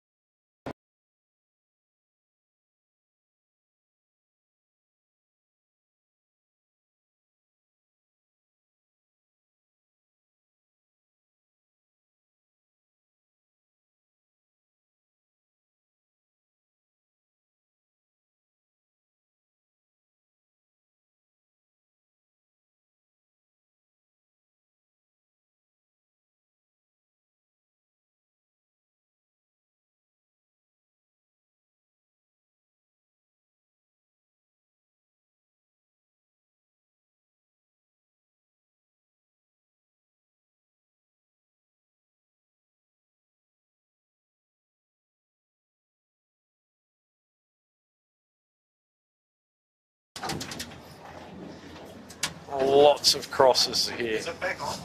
Here's NHS, I think, are doing a penalty turn, so I'm not sure quite what happened there, but it's good that they've got good sportsmanship to do their penalty turn when needed. We don't have any umpires out on the water, so it's up to the skiff sailors to figure out when they've done something wrong and do the right thing.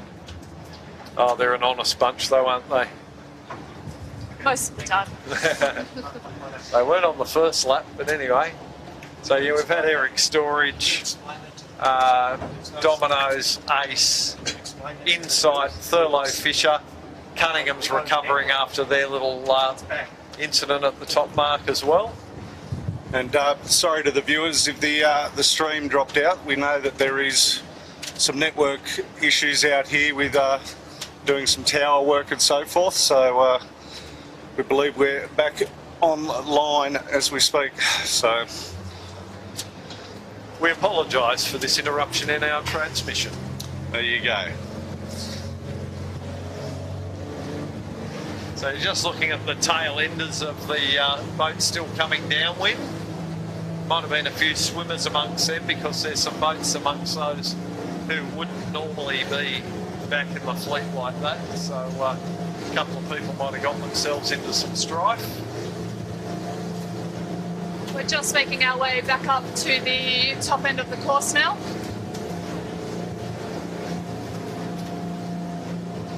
So yeah, we're just looking to get ourselves in a bit of a position to get you some good pictures again. It's just a little bit difficult at the moment.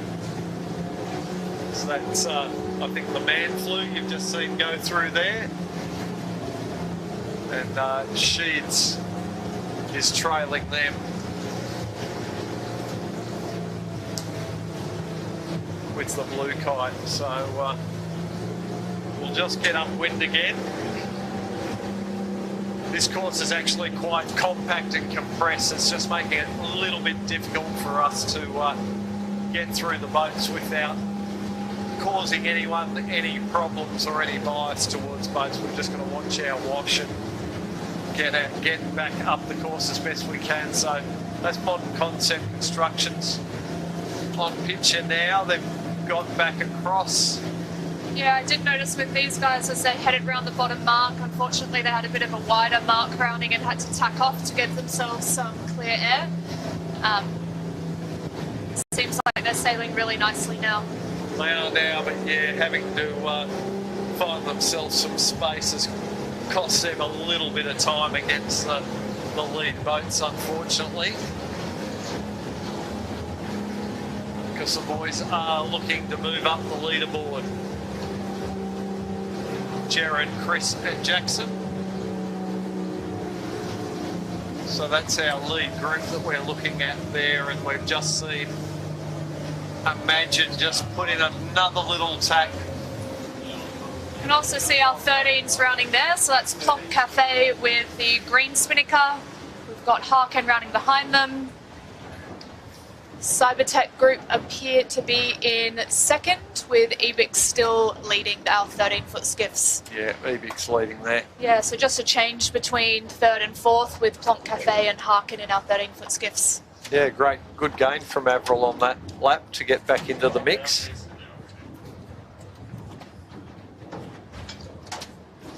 So, yeah, we had Imagine just take another dig out to the left-hand side. So the four lead boats were sort of in line in a bit of a procession.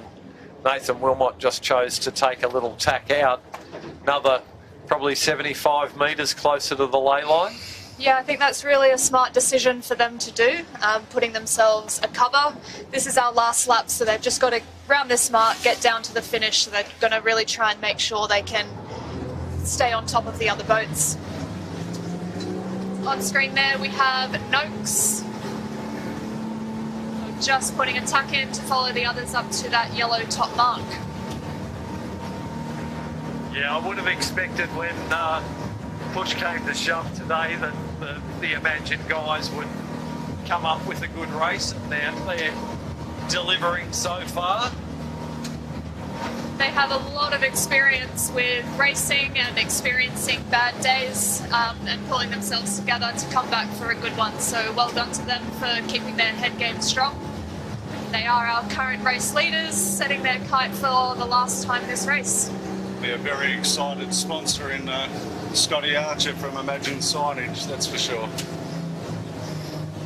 And Scotty doing a magnificent job providing the signage on the majority of the Sydney skiffs, whether they be 16s, 18s or others.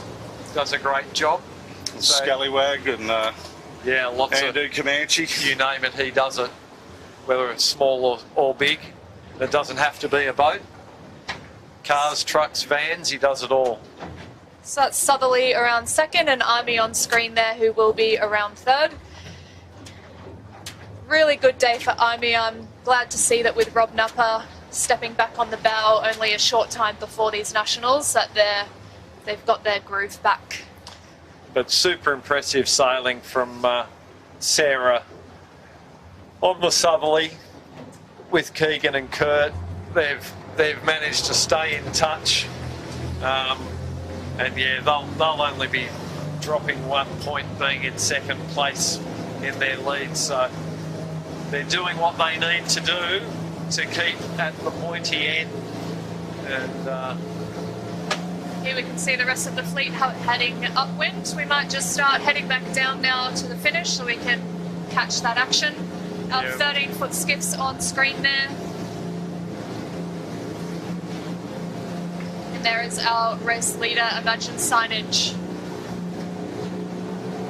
Looks like they're putting a jibe in, getting themselves across to the finish. They've also got a few upwind boats that they need to make sure they keep clear of.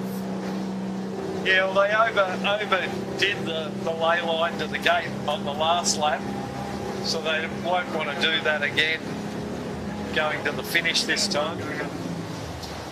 So yeah, they don't want to be too hard pressed going down there, and I'd expect Sarah Lee to be jibing very soon, and she is right now as I speak. So they're just making their way on port jibe down towards the bottom end of the course again.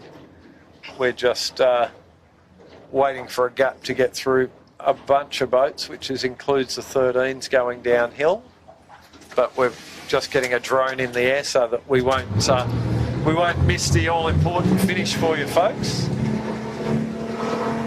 But we've got a bit of a break now. We can make our way down.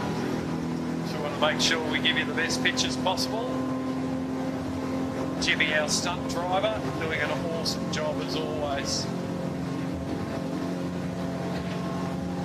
A lot of magic signage there. Our race leader.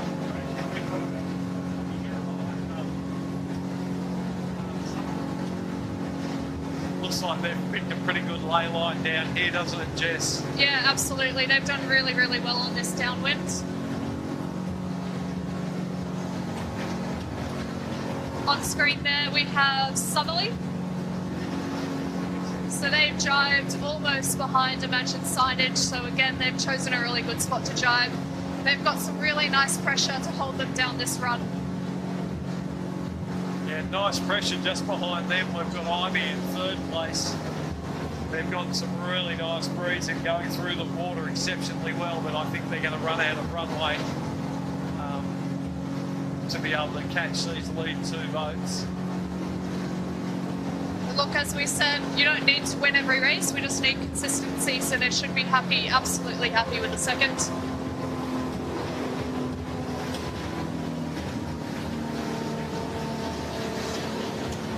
Yeah, and as expected, Imagine delivers when it's needed, but unfortunately for them, they've got the series leader right on their tail.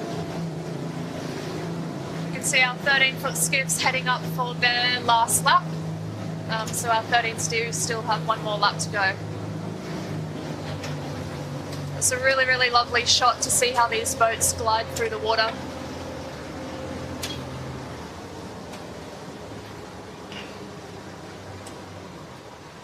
And here we go, folks, about to greet the finisher. And There they are. Imagine take the win. Absolutely well done for them after a maybe disappointing race yesterday. Here we've got Southerly coming down in second place. In great pressure now. Yeah, really, really good pressure. Great pressure, just in the chop. Chop's actually stood up a little bit since that breeze has just picked up a touch. They'll be our next boat to finish. That gap opened up a little bit on that last port leg coming in, and as I said before, you can see Imey, they closed the gap nicely as well. So good to see the Imey boys get a good solid podium place. That will make them, and I'm sure their sponsor, very happy. They've also supported by Vycobi for their sailing gear. See the signage there. G'day to Pat and Adrian. Good people. Our man Pat. Noakes on screen now, coming down in fourth. It looks like they needed to put a jibe in to get across the line. Yeah, Yeah, I'm I would have surprised thought they would have there. got there. I think they might have done that just to do that 13 a favour, actually, Yeah, they which are. is very kind of them. Yeah, trying to avoid this gate as the 13s are still having their race and rounding those marks. And the 13 was on starboard and them on port, so very good work from the Noakes team. Stay out of trouble. The next boat, bit of a gap back to the next boat, which looks to be SKE Electrical.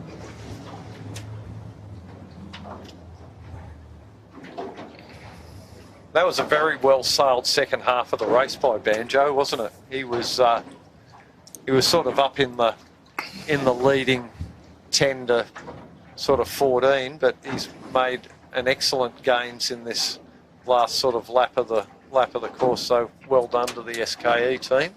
Yeah, that rig, speaking to Scott, has been trying to dial it in, but he's got it really dialed in a set like it's got a range, but very small range. Yeah, so a bit of a sweet spot. Yeah. So he's working hard to widen that sweet spot and make it go through the whole range. On screen now we have Swell and Moonen.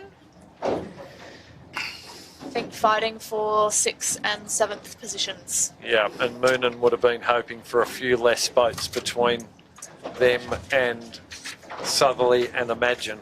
So they've sacrificed a few points there.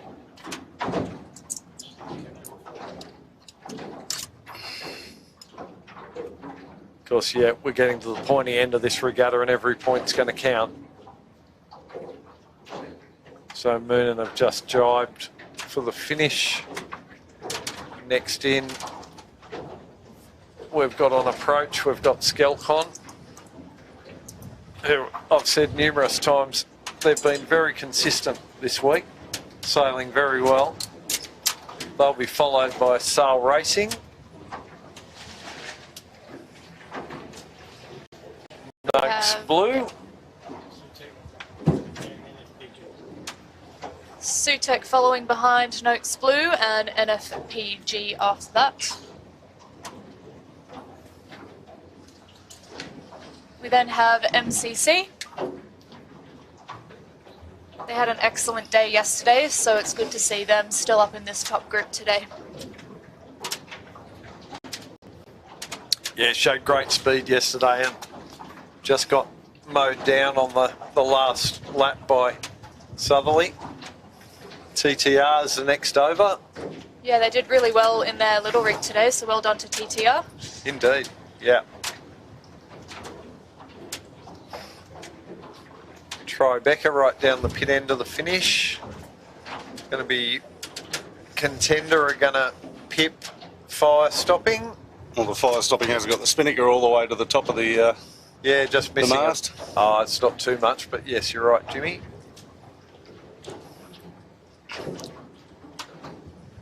Next of our boats will be another little rig, Zoe Dransfield on the Botany Access. They'll be pretty happy with that, I think. They are looking a little bit undergunned with the small rig, so Good to get a finish in the, what would they have been, Jimmy? About 11th or 12th, I think. Yeah, somewhere around there, Dole.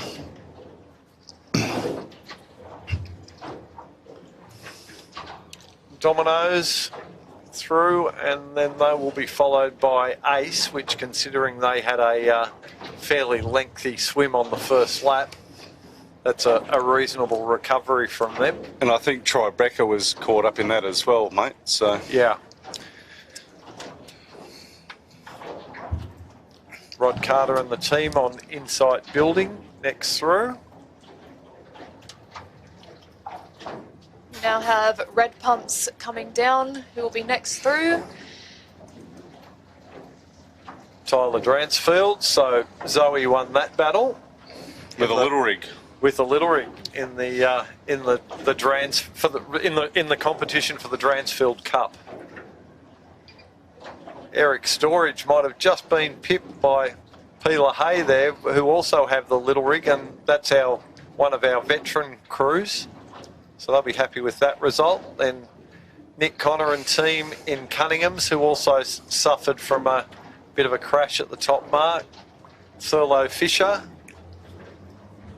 Will Devola and team on the Employment Hero, also with the little rig. They'll be happy with that. After a broken mast yesterday, good to get some runs. Kamikaze, followed by Bella Group. Wishart Pacific will be next over. And then NHS. So we'll just keep you on the boats there, vision of the boats there, and we'll just ease up the course a little and see if we can pick up a bit of 13-foot skiff action for those followers of the 13s. We're trying bringing you as much time and images as we can throughout the week, so whenever we've got an opportunity, it's not always easy for us, but we're doing our best to bring you some action.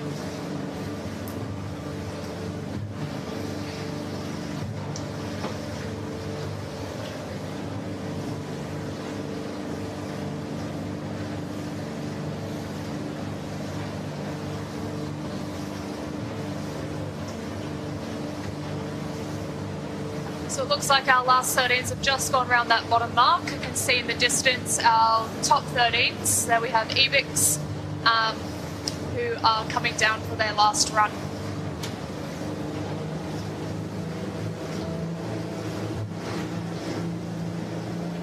Evix with a commanding lead by the looks of it, and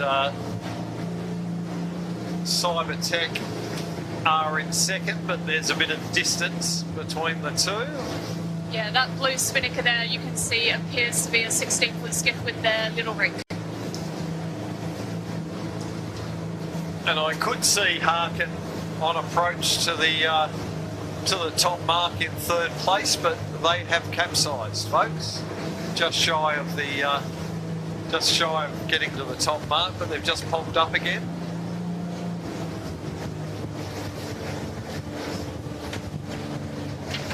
So Evix on screen there, you can see they're looking around, making sure they're staying in the pressure, keeping the boat nice and flat. Surfing through our wash there momentarily. It looks like they're going to jibe. Yeah, really great jibe, good crew work, making sure the boat's nice and balanced the whole way through.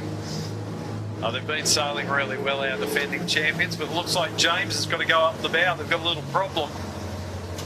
But look at that, James has gone up the bow to fix something, and the spinnaker hasn't flapped because Gemma has got every rope on the boat in a hand. And you can tell that they are very, very well groomed for this. There wasn't any hesitation. He jumped out on the wire, got the boat going straight away. They didn't lose much boat speed and seemed like they were able to fix whatever issue they had.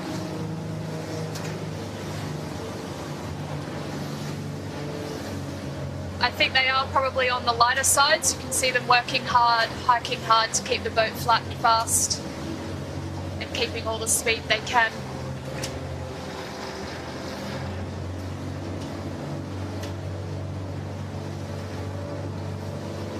great action shot there. And you can even see us in the background. You can see the camera cat following behind from the drone.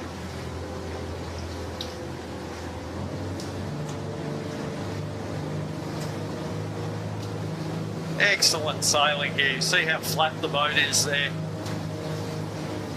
Full noise, flat boat, excellent trim. All three sails beautifully trimmed. They are sailing very, very well.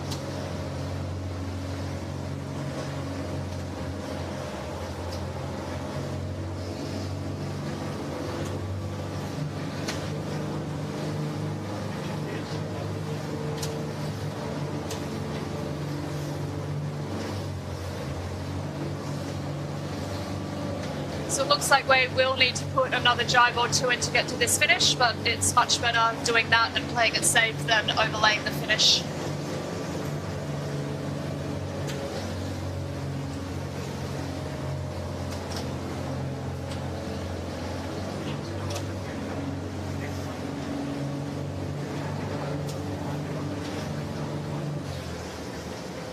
Yeah, great to see them doing really well. I've coached these two right through their sailing careers at Manly, and they're excellent learners and ask lots of questions over the years, and they've matured into just fantastic sailors. It's great to see them giving back to the juniors as well. I think both of them have been involved in some coaching for our Manly juniors and Flying 11s. They do. They absolutely have a lot of knowledge to share, so well done to them. Another lovely jibe from them. And they're just about to head across the finish line now.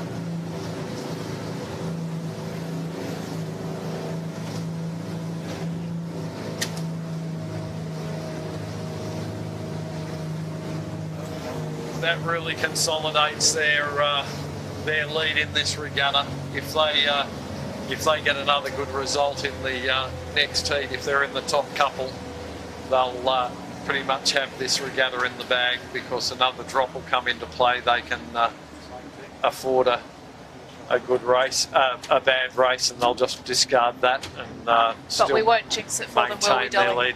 lead. No, never. On screen now we have Cybertech Group, who are coming down to the finish in second place currently. Some really, really good crew work from these guys as well. Not making it easy for EBIX. They've been hot on their tail all series, so well done for them. Yeah, exceptionally good downwind sailing, in particular from the Cybertech team of Theo and Kobe this week. Yeah, I think if you can really learn these skills in a 13-foot skiff, transitioning into a 16 is quite similar. So they have crossed the line now, which is why they are pulling their kite down. See those spinnaker chutes in work. I've been told that they did quite a bit of training in the lead up to the regatta in recent weeks, so obviously that is paying dividends, which is fantastic to see. On screen now, that green spinnaker is Plonk Cafe from Middle Harbour.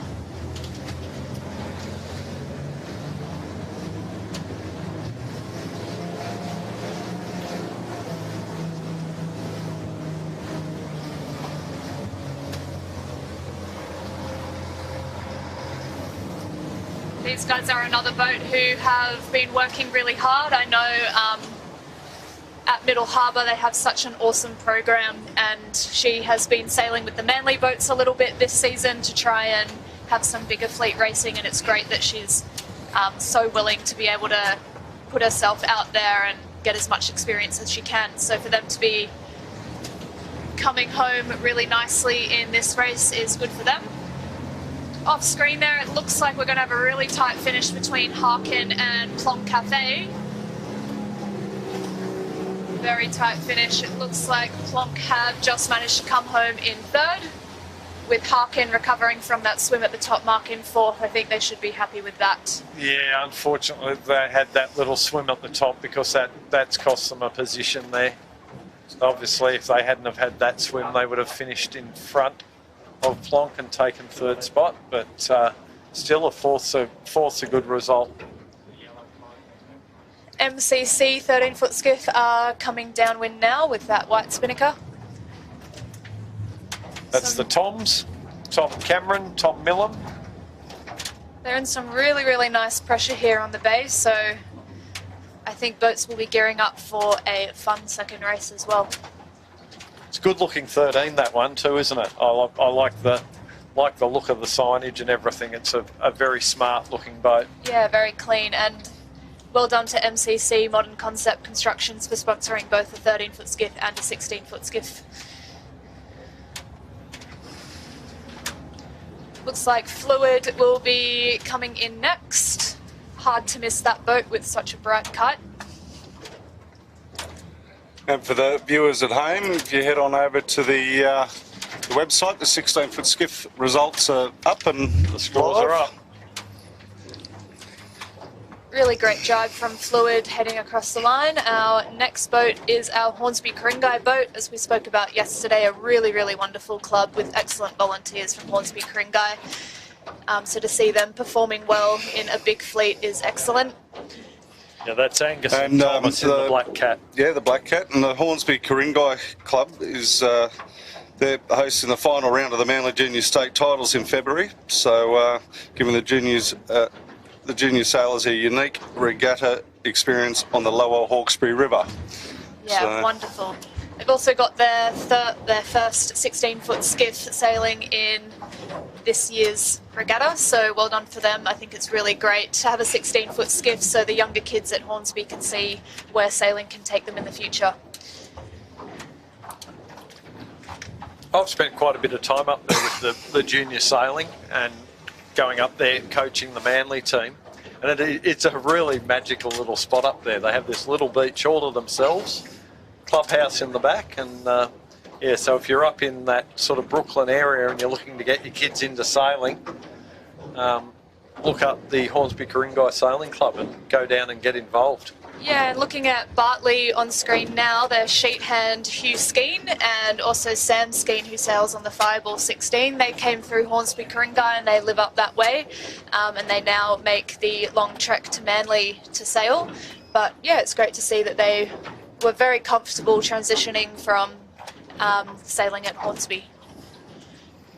So the updated results, Dole, for the 16s, Southerly on 20 points. Imagine Signage moves into second on 30 points. Moon and Yachts, 35 points. Then next is Skelcon in fourth, 41. Fifth is Snokes, 41.5. And then Imey, 50 points in sixth. So Some movement.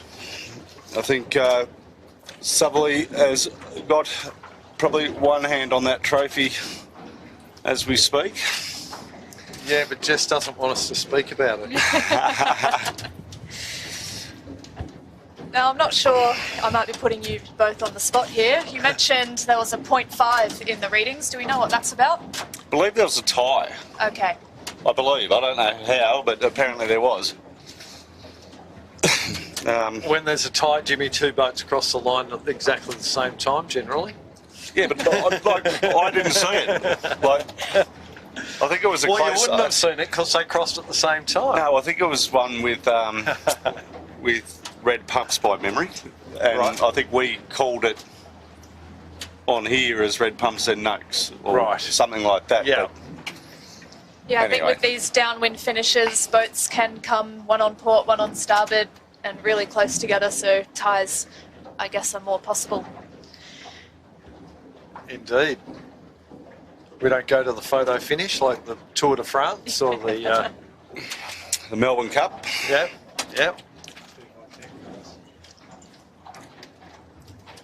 We're just seeing the fire stopping have been on their side for a little while with one of the club ribs alongside giving them some assistance, and I'm now seeing Lockie Pryor is actually on board the rib, which is also the medical rib, so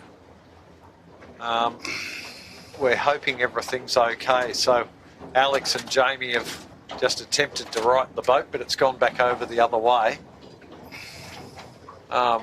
I'm hoping everything's okay, but Big Lockie has just launched himself off the rib into the water, so to go back to the boat. So we're hoping everything is all right. Fire stopping fans, including our fire stopping team manager, Dion, who's back on shore. Don't panic, mate. We think everything is okay.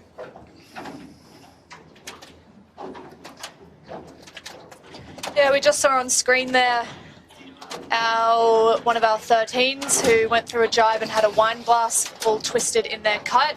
They did a really good job jibing. Sometimes you just can't pull a wine glass out of a spinnaker, and the best way to get rid of it is to not do another jibe back, and it seems to unwind itself. Very, very painful when you go through a jibe and the kite doesn't come out as you want it to.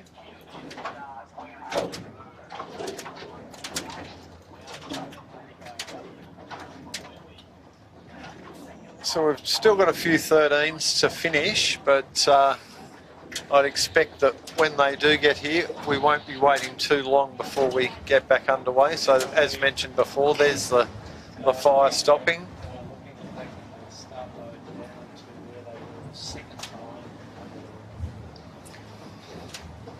Copy. Yeah, we're just getting some information back, but we'll wait for confirmation of what the start boat's thinking about doing when we know for sure. But we won't be going anywhere until these last 13-foot skiffs come down and finish.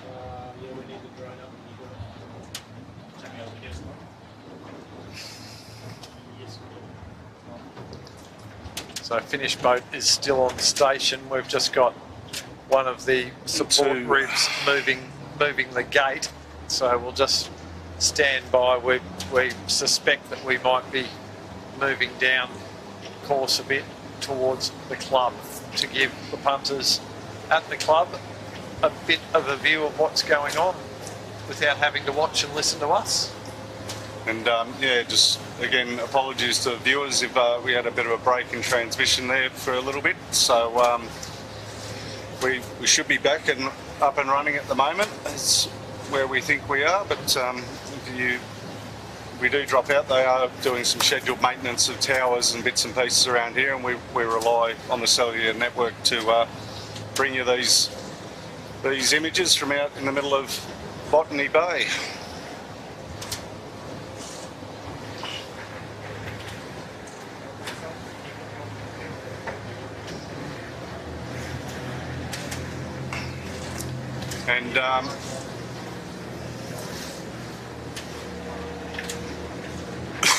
And earlier today, I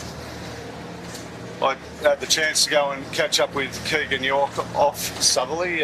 Sarah declined to be interviewed, but shy, so we'll just have a look at that little interview that I did earlier with Keegan while we're waiting for things. Here with Keegan York off Southerly, race 6 winner. How's it all going, Keegs?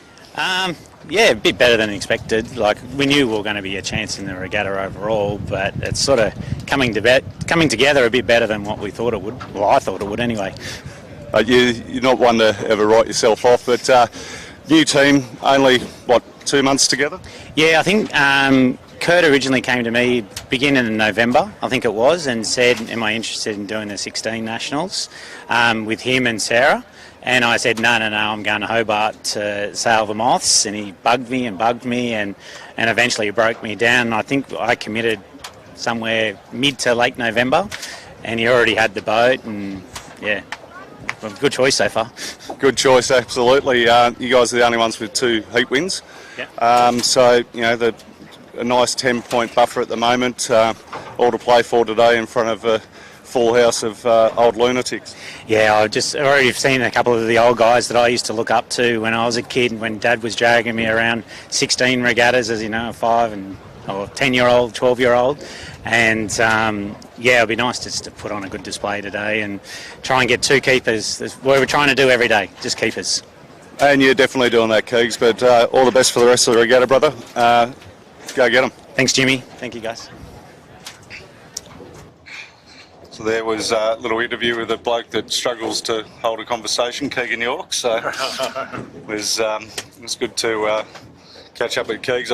I've sailed against Keegs for God, I can't even remember how long, but forever and a day.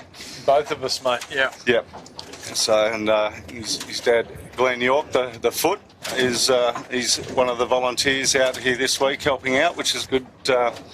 Foot's retired from sailing 16s, but Keegs is still at it, which is good to see. Yeah, Glenn, an absolute legend of the 16-foot skiff community at St George. I don't know how many seasons in a 16 he sailed down here, but a hell of a lot. Right, Jimmy? It'd be probably, I don't know, maybe 30 years. At least, yeah. At least. So a bit surprising how quickly those years go by. I couldn't believe Robbie Napper's done 27 in a row. And he's still a young man. So he's always going to be younger than you and me, Dole. That's a given. It's pretty hard to catch up, mate. Yeah. Yeah. Yeah. But yeah, Keegan's been kind enough to hand me the keys to his 18-footer too on a number of occasions. So that's always good fun to get back out on the 18. The worst part about the 18s is lifting the things in and out of the water, Dole. Like, we'd all probably be sailing them or whatever if we could still lift the things. It is when you get to my age, but what excuse have we got when John Winning's still doing it every week, right? Yeah. But interesting that what Sarah doesn't like the paparazzi, mate. Is that the case, or? I think I don't know whether it was nerves of, superstitions or what the story is, but she quietly offered me to have a chat with Keegan instead, and I was like, I don't know that Keegan would go right in front of a microphone. He's a bit of a quiet bloke to have a chat with. He doesn't like to talk. No. Yeah.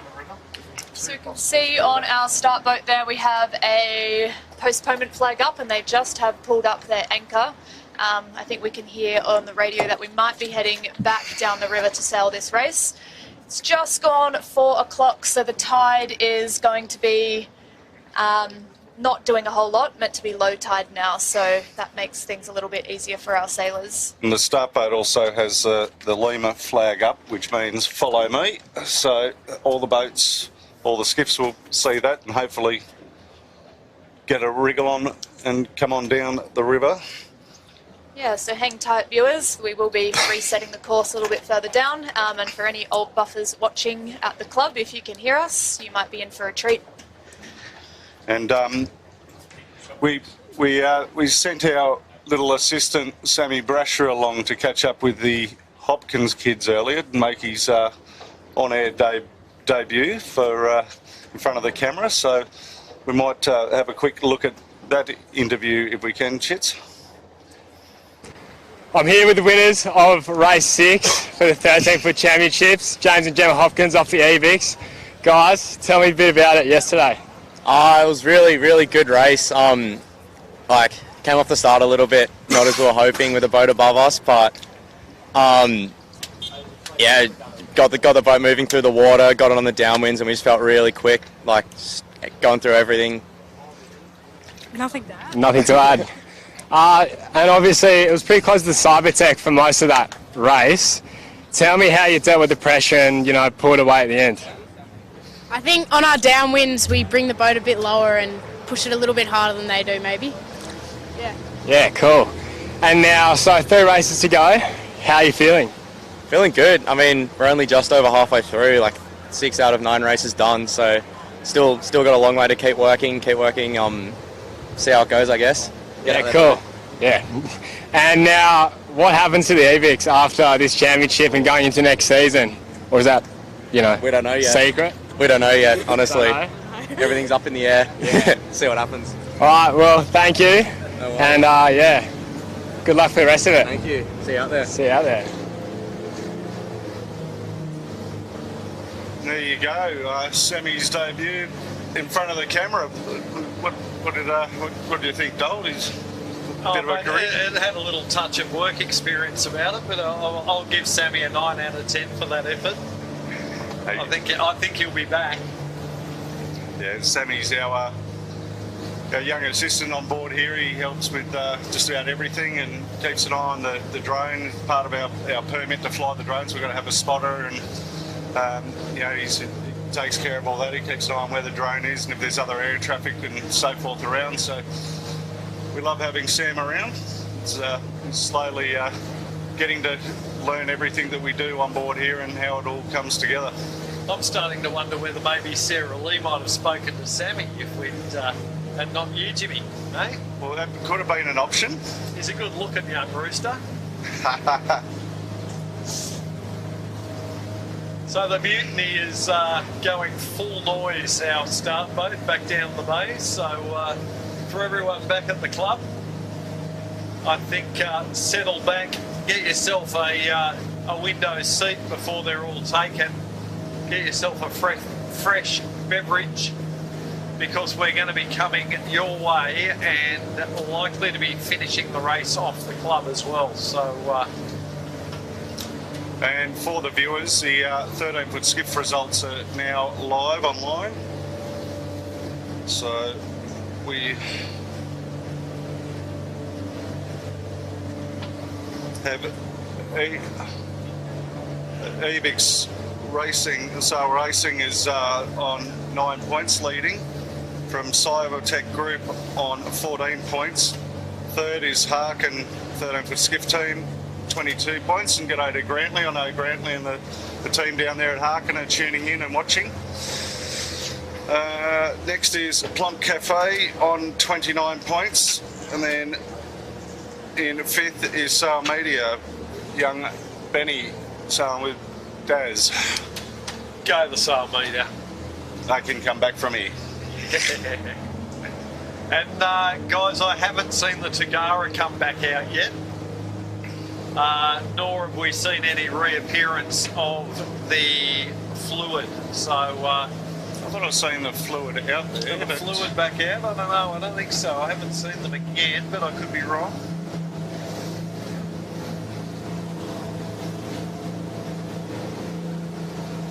But I was hoping that the fluid might be able to execute some quick repairs if it's just a trapeze rigging error. Or breakage, not a big mission to rig something up to fix and replace that. And as I said before, I was assuming that Tagara was maybe going in to change rigs, because when they were sailing in, they didn't seem to have any sort of problems. All the sails were up, they put a spinnaker up and they were on trapeze heading back to the club. But if anyone back on shore in the rigging area has any information for us, please feel free to let us know. Well, if we're going right down towards Woolaware Dole, we might even swing via the club and have a bit of a sticky beat. Have a P-bow and see if we can see them.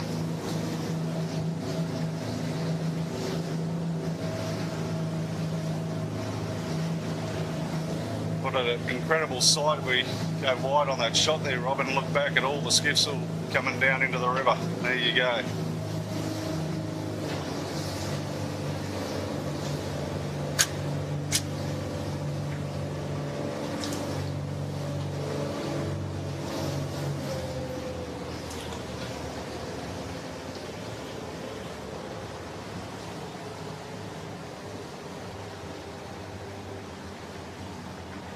So a number of people were letting us know in various ways of messaging that our vision had gone down. We were aware that it had gone down. We just had some technical problems on board, but it's mainly out there where we were. It's yeah, unfortunately the coverage was limited where we were on a couple of points on the course, but hopefully now we're down in the river and a bit closer to shore, we shouldn't encounter any more problems.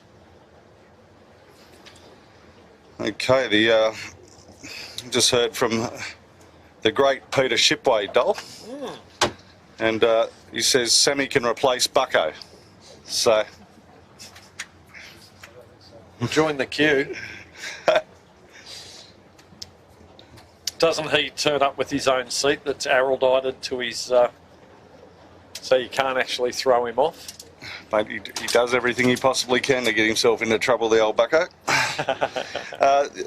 just through from the start boat. Intention is to start here where they are currently. You can probably just make us out from the end of the clubhouse if you're down there. We're going to start here, do 2 laps and a clubhouse finish. So, oh, that's going to be pretty short and sweet. Yeah. Bit of a sprint race. Yeah, I quite like that they've actually changed the position. It means that very different racing. We're about halfway down to the bridge in the river, for those of you who know the area, which means the start is going to be quite tight. There's not as much room as the boats had in the last race, so that start is going to be really, really important. In terms of conditions, it seems we've still got an east nor'easter sitting around 15 knots. Yeah, Nick Connor on the Cunninghams that you can see on screen there, he didn't seem too keen on coming down here into the river. He was waving madly and pointing back out towards the bay, indicating that that's where he wanted to go sailing. So, sorry, Nick. But looks like the 13-foot skiff Ronston is limping home as well, just going down the other side of the camera cat here. Oh, they mightn't venture too far. They've got a lot. They were coming the whole way down without a spinnaker up top. Yeah, okay. Because they're going to have quite a weight, as are we all, folks. But Tinny, our start boat, is anchored now. So hopefully we can get a course laid in ASAP. What is going to happen though is where we are anchored for a start and where the pin boat is going to be, they're going to start on starboard and run out of runway pretty damn quick, aren't they? They are going to sail into the shore off the start line towards Georges River Sailing Club at Dolls Point. And if you start at the pin, if I'm guessing where the pin boat is going to be, you're going to sail about 50 metres and have to tack before you run aground. So stand by, we could see a bit of carnage.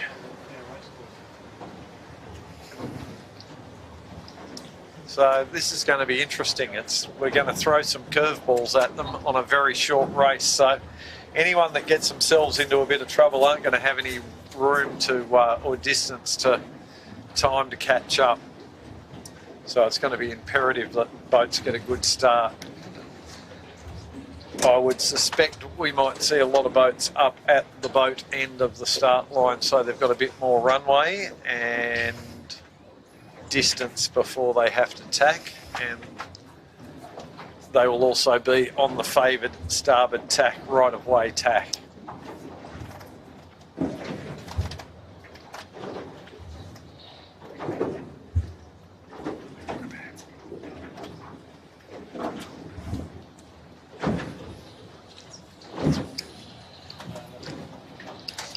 My team on the Employment Hero. Good to see them finish a race. They've been a bit unlucky with some gear failure. So Tuesday they had a spinnaker halyard cleat fail. So every time they put the spinnaker up and take it down, they had to tie it up in the boat and get it undone again at the drop, which if you're going to sail a skiff, that takes a fair bit of time and costs you places. And then yesterday broke their big rig, and so a little bit gun shy. They've gone with the little rig, but they've finished and got a result, so they'll be happy with that. It's always very disappointing. I'm sure all these boats have put a lot of work into making sure their boats are ready, and you think everything's good and there's just something you don't see that breaks, so that's disappointing for them. It's always the one thing you don't look at too, isn't it? Absolutely.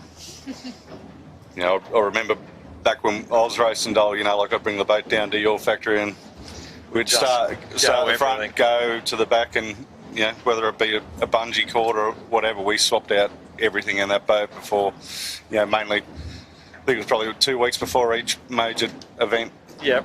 do a pressure test, make sure there was no leaks, change fastenings, make sure everything was tidy, give the boat a good polish, give the foils a good polish and often a respray, didn't we, before an event? Yep. Big, or nationals anyway. Yeah, and these boats do get put under a whole lot of pressure. I think a lot of boats will be sailing at club level maybe once a week, maybe training once or twice a week, but to sail, I guess, 8 days in a row with only 1 day off, these boats go under a lot of pressure. So while you think everything's all ready to go, you've now done half a season's work in 1 week.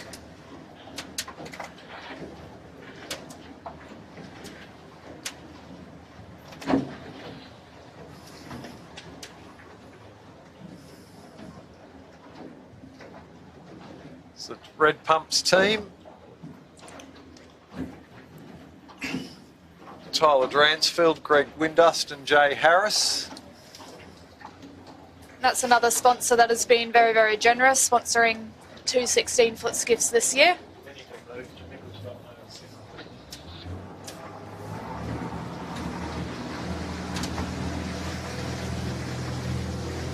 Might have just had a bit of an interruption again in our coverage.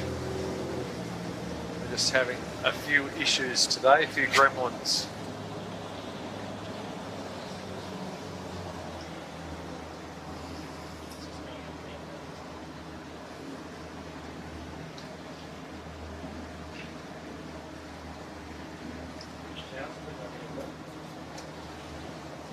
Hopefully we're back on air again. We're just having some problems aboard. Not our fault, unfortunately. It's just our carriers, multiple. So on our streaming device that we use, it uses multiple cards to from different carriers for this very reason, to try and eliminate it. Yeah. But it doesn't always work. And picks the best one. But Yeah. Unfortunately, they ran out of options a couple of times today.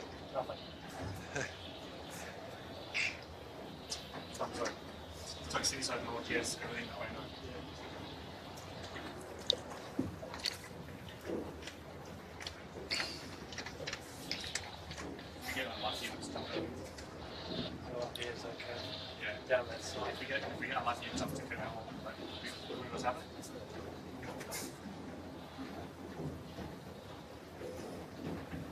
There's a lot of towers on the north, not many on the south. If we happen to be more south, it jumps south. I can't be what's happening. So yeah, apologies. We're just trying to get things sorted out on board here, work out what's going on.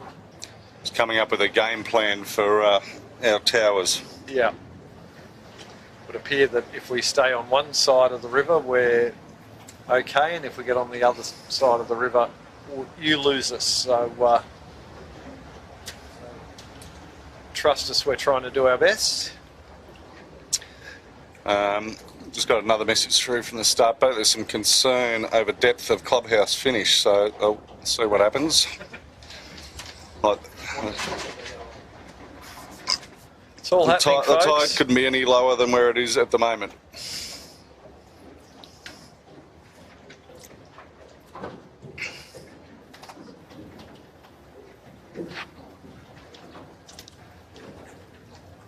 I don't know whether the start boat took it as a joke that our batteries will run out.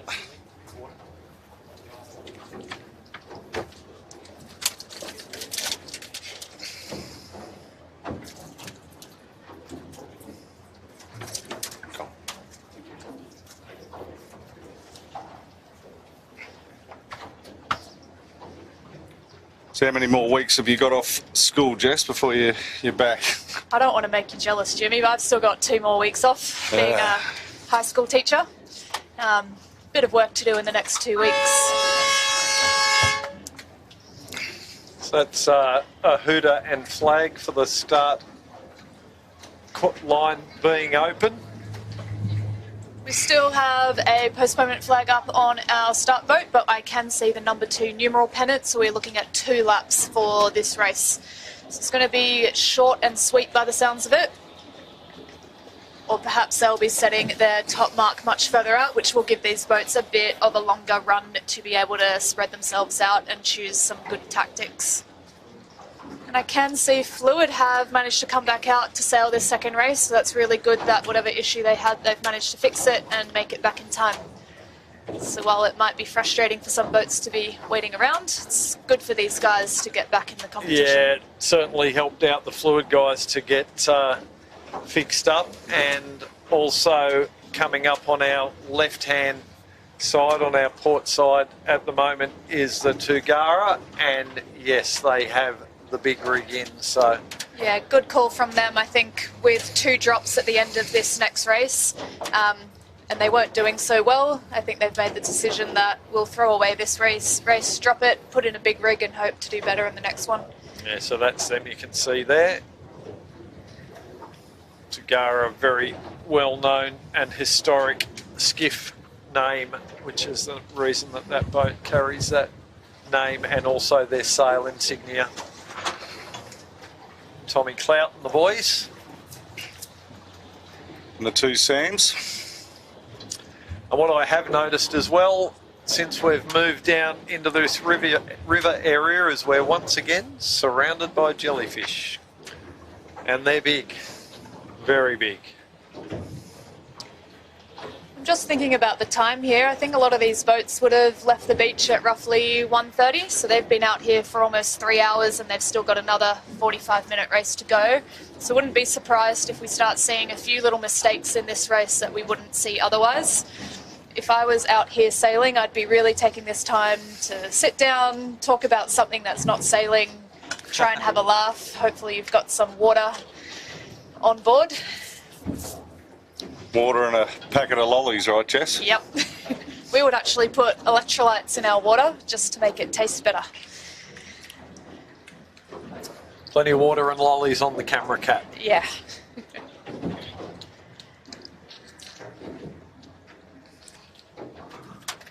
That's our happy Bartley construction team. I tempt them into giving us a wave. No, they're concentrating now. They're locked in.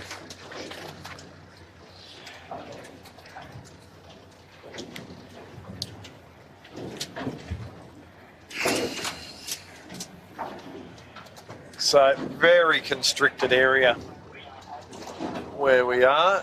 It's going to be very interesting, and the start boat are getting ready to prepare for our start. They've got the gate in, and they're getting ready. They'll be dropping the AP shortly, and we'll be going into sequence.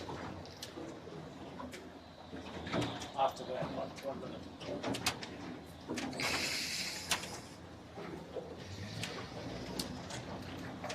So I'm thinking we're going to have a bit on ourselves here, Jimmy. We'll be right, Dole. Always be right.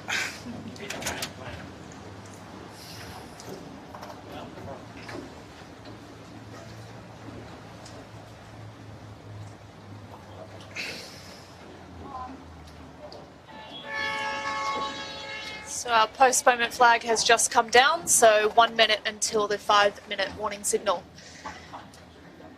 It's nice for this race that we don't have as much tide as last time, so hopefully we can get away without a general recall. That would make our 13-foot skiffs very happy.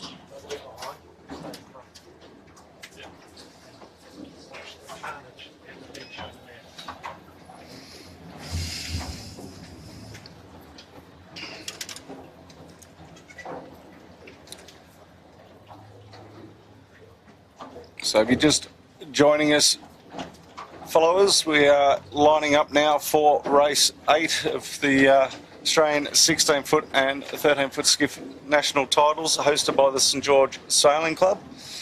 G'day to all the old salts back in the club for reunion day. Hopefully everyone's all behaving.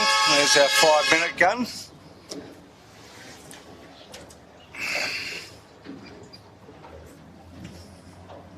We've got to psych ourselves up on here for the second race as well, Jess, for the day. Absolutely. I don't think we're going to need much psyching up, Jimmy. I'm a bit worried about the amount of action that we're going to see coming up very, very shortly. If you've just tuned in, we have moved our start further down the river for this second race. So as Dolly mentioned, it's really, really tight racing. We've got 50 plus boats on the start line with not much room to move. So that start is going to be very important for them.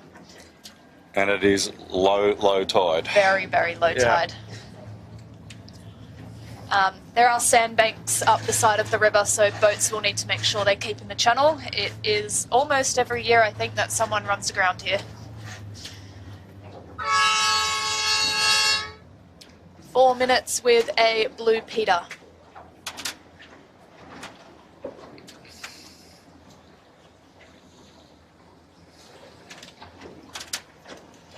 Now, I would think, Jess, that if you started at the pin, you'd almost have to tack immediately. I'd say so, yes. There is a rule in sailing of water, and if you're running out of space, even though you're tacking onto port tack, you can call for room, but there's just so many boats that's going to be very difficult. By the time that Chinese Whisper got down 52 boats, though, Jess. Yeah, absolutely. And even if you can call water on one boat, you're still going to have the rest of the fleet behind you. So, and once you have the ability to pull away behind boats, you have to do that. You can't just hail water and expect 50 boats to give you right of way. Yeah, I think I would be starting at the boat end today, and there is a bit of room out on the right, not much, but a bit of room that if you needed to tack out, you could try and give yourself some clear air, and by the time you tack back, you'll be on starboard and have right of way for the rest of the fleet that run out of room. I've seen quite a number of boats actually go sailing in towards the Georges River Sailing Club, and I suspect they're actually having a look to see how much water is there to see how far they can push this. Absolutely, I would want to know before the race. Yeah.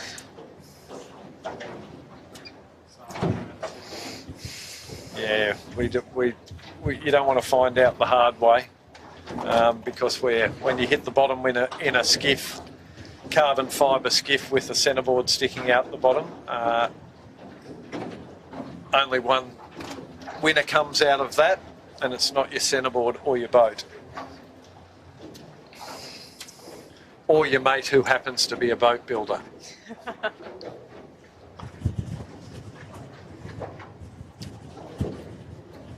2 minutes to go. Boats seem to be heading back over to the boat end of the line. And I assume they'll start gearing up with about a minute and a half to a minute to go.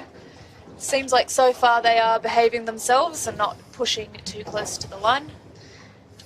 Yeah, they're very well stepped back, Jess. Yep. But also very close together. I don't think many boats at this stage want to be anywhere near the pin end. No, definitely not. You can see no one's down there at the moment, except the only boat that's coming back from down there on port is Lee Napton. I suspect he's going to come back to the fleet on port and tack in front of them and try to lead everyone up to that line, because with everyone else racked up on starboard in a very tight bunch group up towards the boat, it's very easy to get boxed in. He's done just that. He's just tacked under the fleet, slightly advanced. The only boat to leeward of him at present is Ace. That's a really fantastic shot there to see how bunched the fleet is at the boat end of the line. 40 seconds to go. If nothing else, it's going to make for some great pictures, that's for sure. Imey has also punched down to that leeward end now, and Lee Napton didn't like that, so he just took a little dip and got back under them in a controlling position. Yeah, it looks like down at our pin end we've got Imey sail racing, Noakes, I'm not sure which Noakes. Up the boat end of the line we have Fluid, Moonen and Cunningham's, among others. Fire stopping right on the boat. Fighting hard to stay below the line. They can't behave, these children, honestly.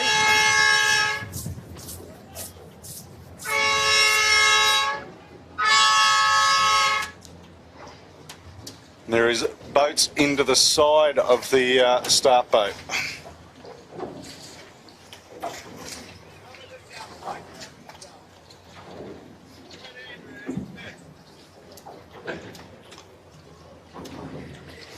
So as we saw in the last start, even though it is a general recall, boats are happy to keep sailing for a little bit. They know they've got a bit of time to get back to the start, but with this new sailing area compared to what we had this morning or earlier this afternoon, it's nice for them to be able to just judge their speed on other boats, see what the conditions are like before they head back down to restart. Here you go, you can have a look at how close they can get to the beach in there.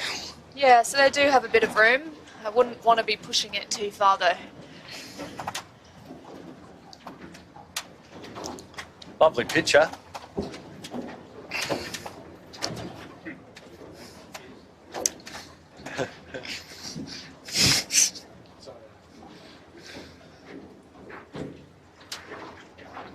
So it looks like that sand spit's actually growing at Georges River Sailing Club there. Oh yes, definitely. Remember, there used to be a pool there, right? Yeah. So certainly at low tide, there's plenty of rigging space on the beach there now.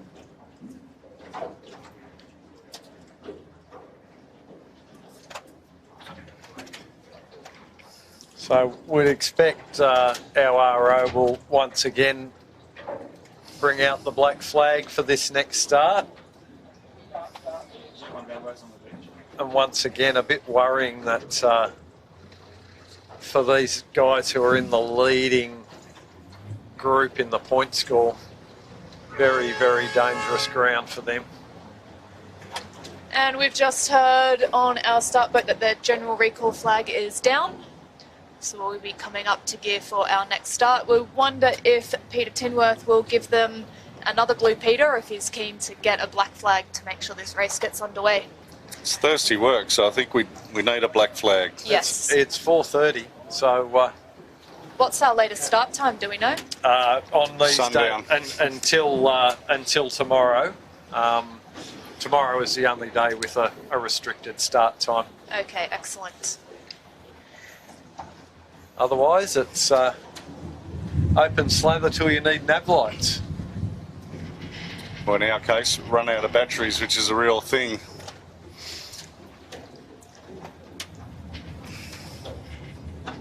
The Moon and Boys just came past and gave us the thumbs up, so they're obviously looking excited.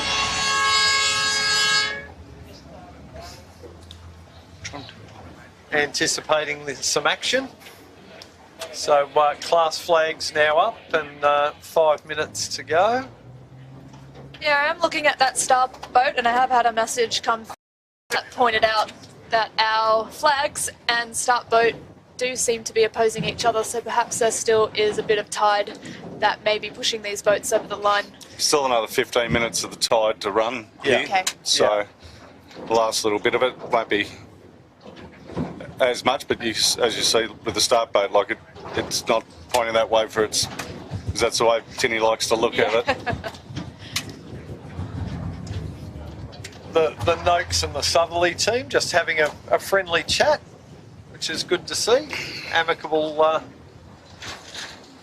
There's the boys. It's great to see those two St George boats performing really well at their home club.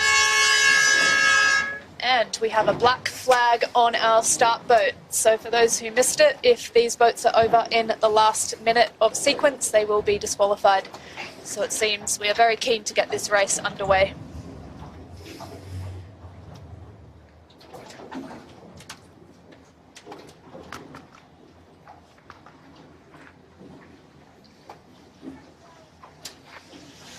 And with this much congestion and a lot of boats wanting to be in this top half of the line, yeah, we might see some people taking some big risks here and paying the price.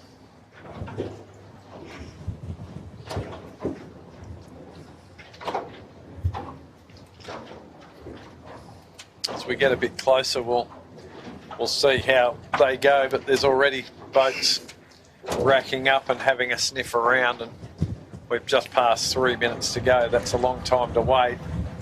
I can see Nathan Wilmot in Imagine. He's just having a little look at the line. I think he might have just been doing a little bit of maybe a practice timed run there, just to see how the flow and time and distance was.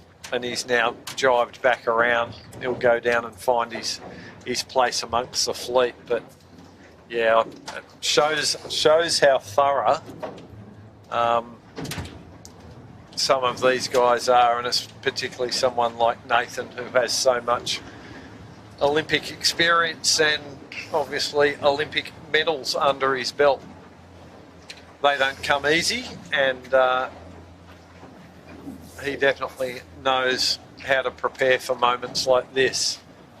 Coming down to 2 minutes. You can see on that wonderful drone shot there, everybody is hanging out well below the line and well below the boat end. So with just under 2 minutes to go, they've got plenty of runway, but hopefully they can all maintain a position behind the line.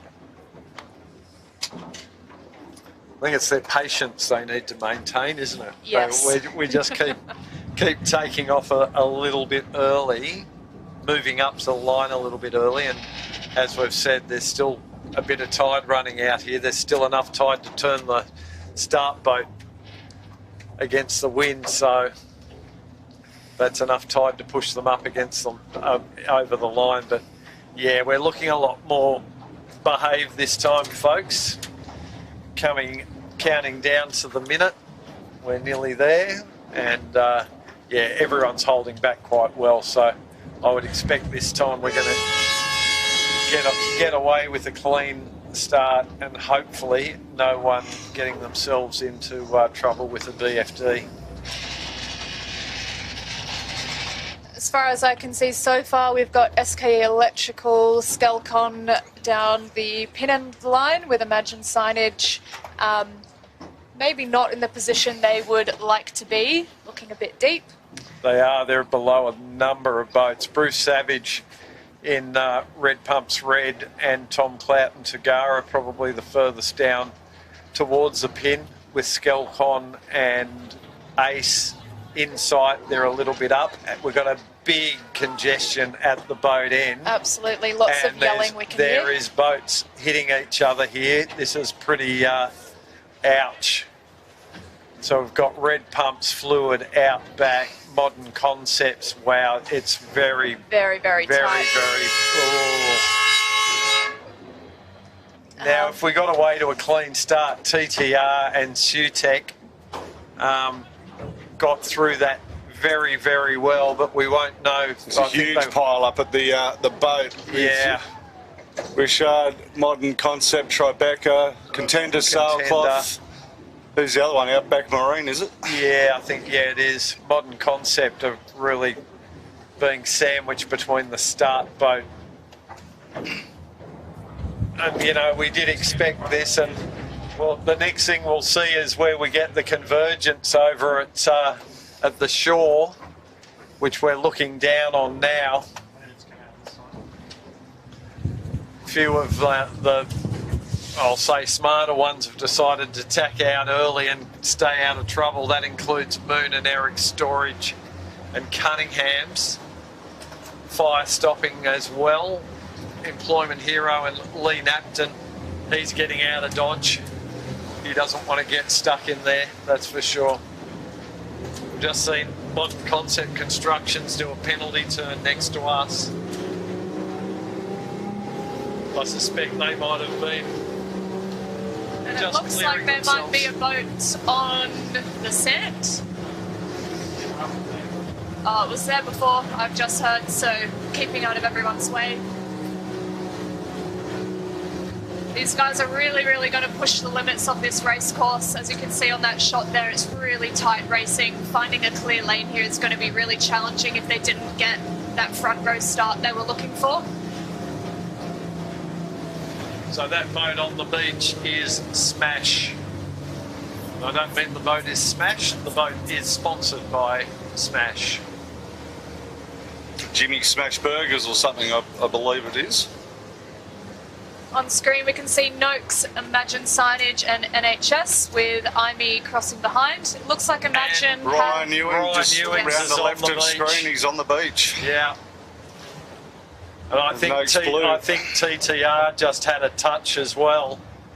And strangely enough, so far so good, despite Ryan Ewing's being hard on the beach. So far so good as going right where he's going. So yeah, you so can it's see really them unfortunate for Noakes Blue. That's hurt them a lot. Hopefully they haven't done any damage. We can see that green channel marker on screen there, so that should be a hint for these guys to not go too much further than that. Yeah, Fluid Building look like they're going in pretty hard left there. I hope they've done a bit of a recce. Maybe they've got a depth sounder on board. But at the moment, they're our furthest left boat. And everyone seems to be following them, so I think if you've got a boat in front of you that are doing okay with the water level, may as well follow. Outback Marine really pushing the limits as well, but he's a local, so I'm guessing he knows how far he can push in there. Josh Tasker. So Fluid tacking there, they seem to have done really, really well, crossing in front of Sutek and Imagine Signage. We did say earlier that Imagine weren't really in the best position for their start, so very impressive work by them to be able to find some clear air.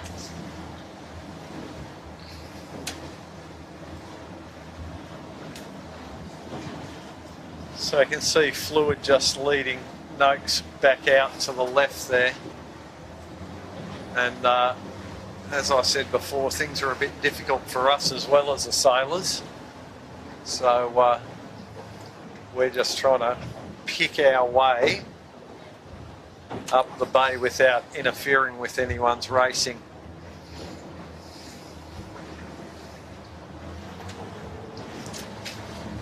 Noakes having to tack away there. They were getting a fair bit of gas off the Fluid.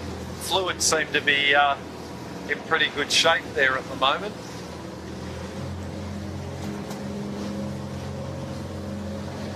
So Fluid's just crossed behind Skelcon, which puts Skelcon in a good position. But there is boats further over in the hard right. I can see Sail Racing, a number of other boats over there. But until we get a convergence at the top mark, it's a bit hard to know how anything is going at the moment, because this is just quite chaotic. On screen now we have Moonin and Red Pumps, who are our boats currently furthest out on the left-hand side of the course.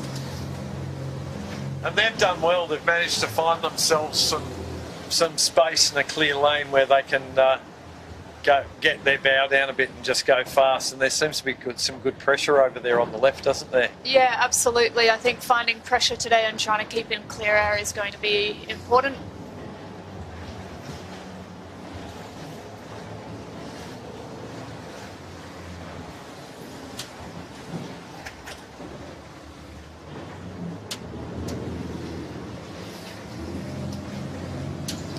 So we've just had Noakes tacking back onto port tack. It looks like they do have a few starboard tackers here they'll need to keep in front of. Imee in a bit of trouble there. They might just be able to save it if they're lucky. Yeah, we've also got Bella Group and a couple of other boats on a sand. They've grounded themselves on the sandbar. Just trying to see who that other one is, but one of them's Bella Group. Bella Group. And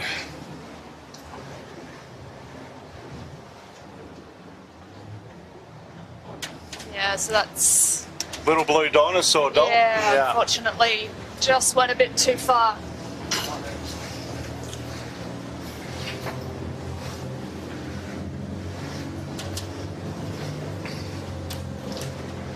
I can see our top marks now. We've still got quite a way to go, but while we're in the restrictions of the river, we're really seeing some tight crosses.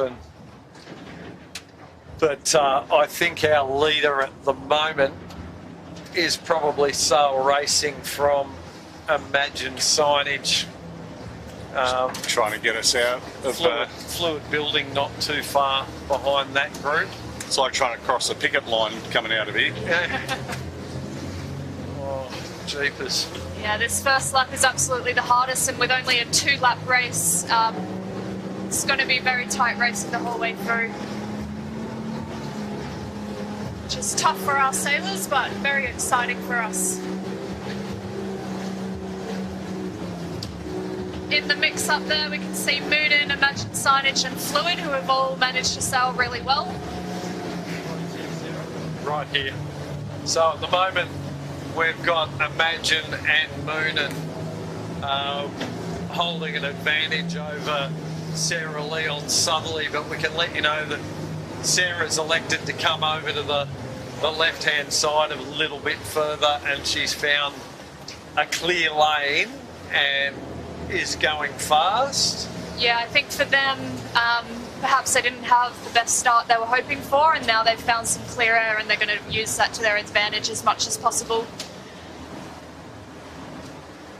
Yeah, Sail Racing must have elected to take another tack back in. They did. They're really working that right-hand side, so I was thinking, where have they gone? And they've tacked right over to the other shore again, and they're working that right-hand shore very hard, but they're in an excellent position. So Skelcon, the ever-consistent Skelcon, are also in that lead group still. You can see them there. And they're stepped out, getting through the water nicely and with clear air and a lane, and that's going to be the critical thing today. So Sarah and the Southerly team have just decided to take a tap back towards that southern side. I wouldn't be surprised if we see boats like Imagine or Ruffy. Well, there you go, tack right on top cue. of us. So even before I could get my words out, they went and did that. They'll want to keep her tucked away and confined. They don't want them getting through.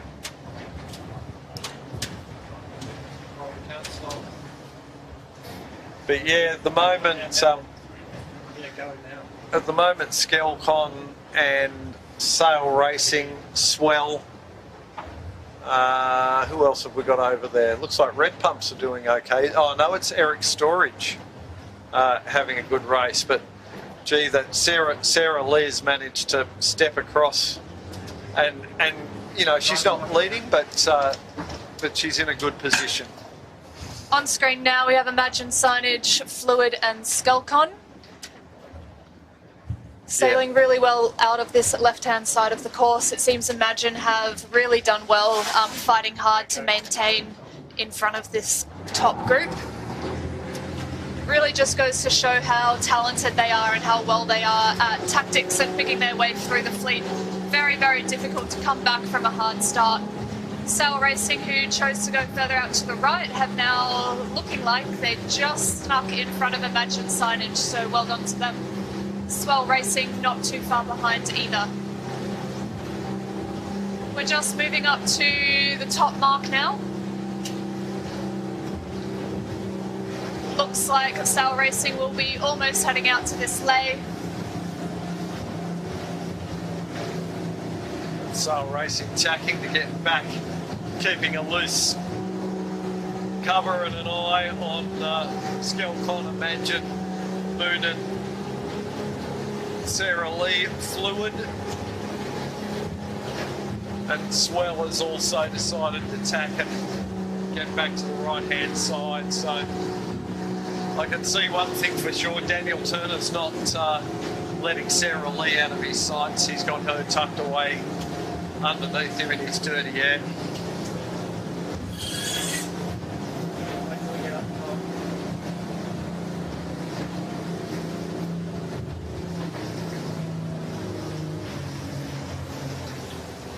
Skelcon on screen there, just tacking. It looks like they have chosen their lay to the top mark. They are further on the right-hand side of the course, so there is still a fair distance before they get there. Imagine Signage coming in, looking like they may need to duck behind Skelcon. Moonin and Southerly not too far behind. Here we have Sail Racing on screen. They've just gone past the 13-foot skiff mark. Sailing really, really nicely. These boys are confident at this end of the fleet, I'd say. They won a state titles a few years ago at Lake Illawarra, so it's really great to see them working well at the top end of the fleet. Yeah, multiple time runner-up in the national championship too, and you know, at the start of the week I was saying I expected big things of them this week, and unfortunately, you know, through no fault of their own really, it's just things haven't worked in their favour. It'd be great to see them get a good result today. Looks like they've picked that lay line really nicely. We can see Skelcon didn't quite pick their lay and has needed to tack back and duck behind some boats, so that'll cost them a bit coming into the top mark. But after all of that, really good tactical sailing. Sail Racing are our race leader for this 2-lap series. Imagine Signage around next, followed very closely by Swell, who I think will get over the top of Skelcon, who are pinching a bit just to get around that mark. Yeah, and I've been talking about the Macon boys all week. They've been really consistent, sailing exceptionally well this week, and they're right on the cusp of that lead trio. So that was Noakes around in 7th. Great composure from the Fluid boys to break gear, go in, come back out and bang in a good first beat in this race. Absolutely. Moonen and Southerly around in 9th and 10th by the looks of it. So they'll be hoping to pick their way back through the fleet as much as they can. Moonen dangerously buried their bow there on the bear away. Nick Connor in Cunningham's next around behind Thurlow Fisher. Benny Brunnage's NFPG Balmain. Eric Storage, Scotty Cotton. The Dominoes, NHS. SKE Electrical have made life difficult for themselves coming up to this mark on Port Tack. Ooh. And that's a very tight squeeze to get around in front of Insight. They're not going to pull that off. Yeah. Let's hope they don't drag the mark.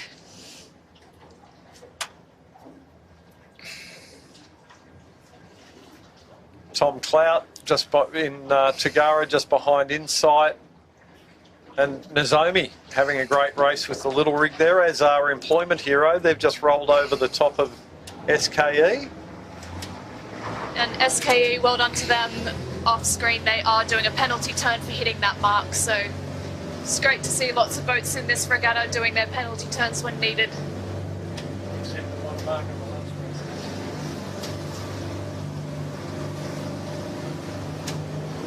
One of the boys on Kamikaze just having a bit of a body drag. It's a lovely shot looking down into the sun. And that's my son in the sun. It's quite challenging in this type racing to try and find a balance between going for boat speed and trying to dig down deep so you can give yourself an opportunity to jibe if that's what you want to do. So boat positioning here is really important, and that's something you need to think about before you go around the top mark.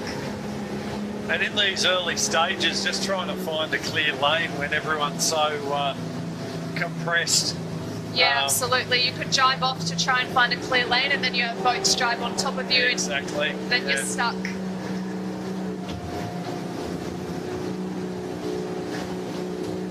Now, I'm not sure, did anyone see the white flag with the red diamond on the start boat? No. No, I got a message from Jack that they're finishing at the boat. So we're going to finish where we started. Okay. For viewers at home that missed that at the start, there was an option of finishing the race at the club, which would have made some really great viewing for our Old Buffers Day, but they've decided to finish at the boat. On screen there we have Sail Racing, who still appear to be our race leaders, followed by Imagine Signage. Fluid are also having a really great day.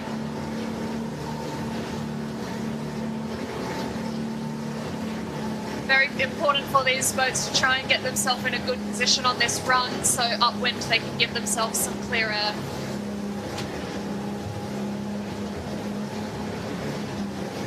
Yeah, the ones that need to be the movers here are Imagine, who are doing that. Moonen's in the chase as well. Moonen would be in about 9th position at the moment, I think, but they're not far enough away from Southerly at the moment. They need to get boats. They need numbers between Southerly and themselves to get themselves in a good position for tomorrow. At the moment, that's not happening. Sarah Lee's just doing too good a job out here.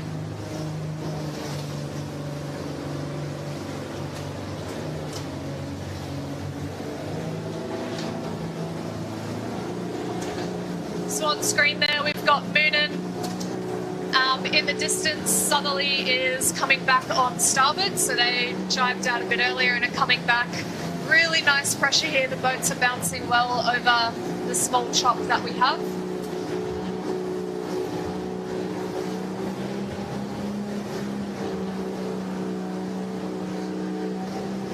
So that was Imagine signage on port tack, just needing to luff their kite a little bit to duck behind SKE Electrical on starboard.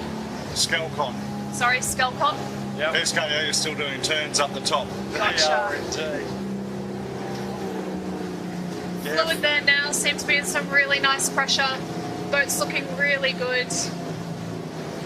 Yeah, Good. Great comeback from them after from a bit of adversity after doing damage in that first race. And yeah, there would have been a lot of pressure on them having to sail all the way back into the club, get the boat out of the water, do their repairs, and get back out here. So real credit to Dave, Fang and Phil for getting back out here and competing in this race and doing exceptionally well. So the moment of about 3 or 4.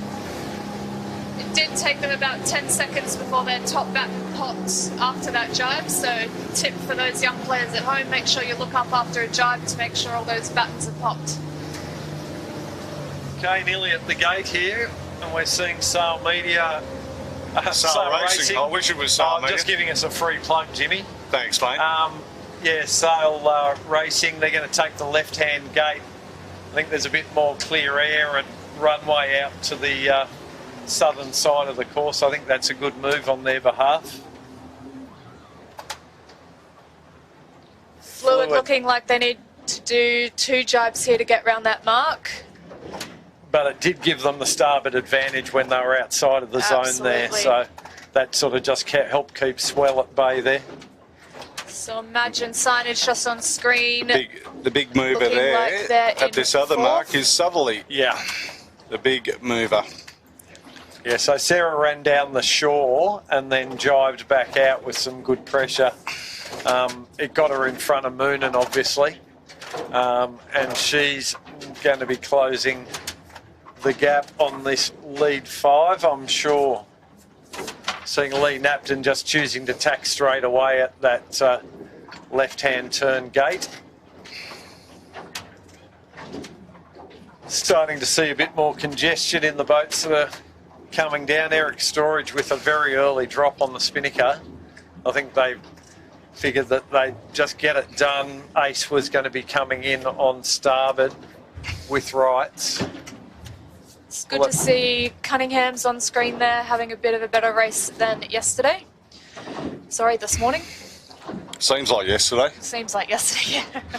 Been out here that long. Thurlow Fisher from Drummoyne Club Having a blinder. Having a great race today. Yeah, just in front of Sutek and Fire Stopping. Just a bit late getting the kite away there, unfortunately, but giving the forward hand plenty to do. As is Mikey on the Sutek. Closely followed by the Fire Stopping and Insight.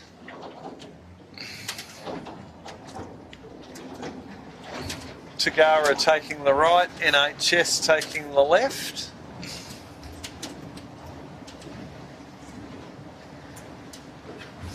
Imey quite a way up the track there, Jimmy.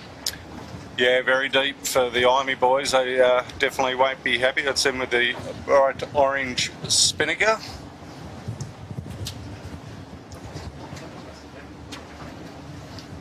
Yeah, I can only guess they had the swim. They had a swim, yeah. Did they run aground and have a swim, or did they just have a swim? I didn't see, mate. I was too busy. I was too busy trying try to thread needles in the dark. I was too busy being scared while you were trying to thread needles in the dark.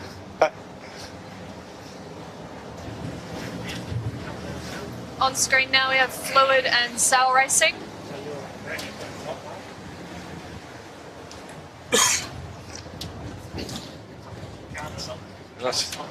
I'll tell you who's done exceptionally well out of there is Sarah Lee.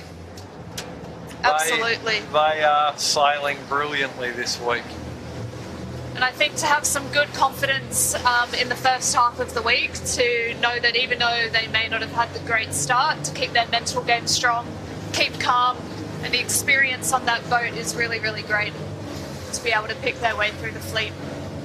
Imagine signage on screen there with Noakes and Fluid up to the left in the background. Imagine signage are coming well out to the left-hand side of this course.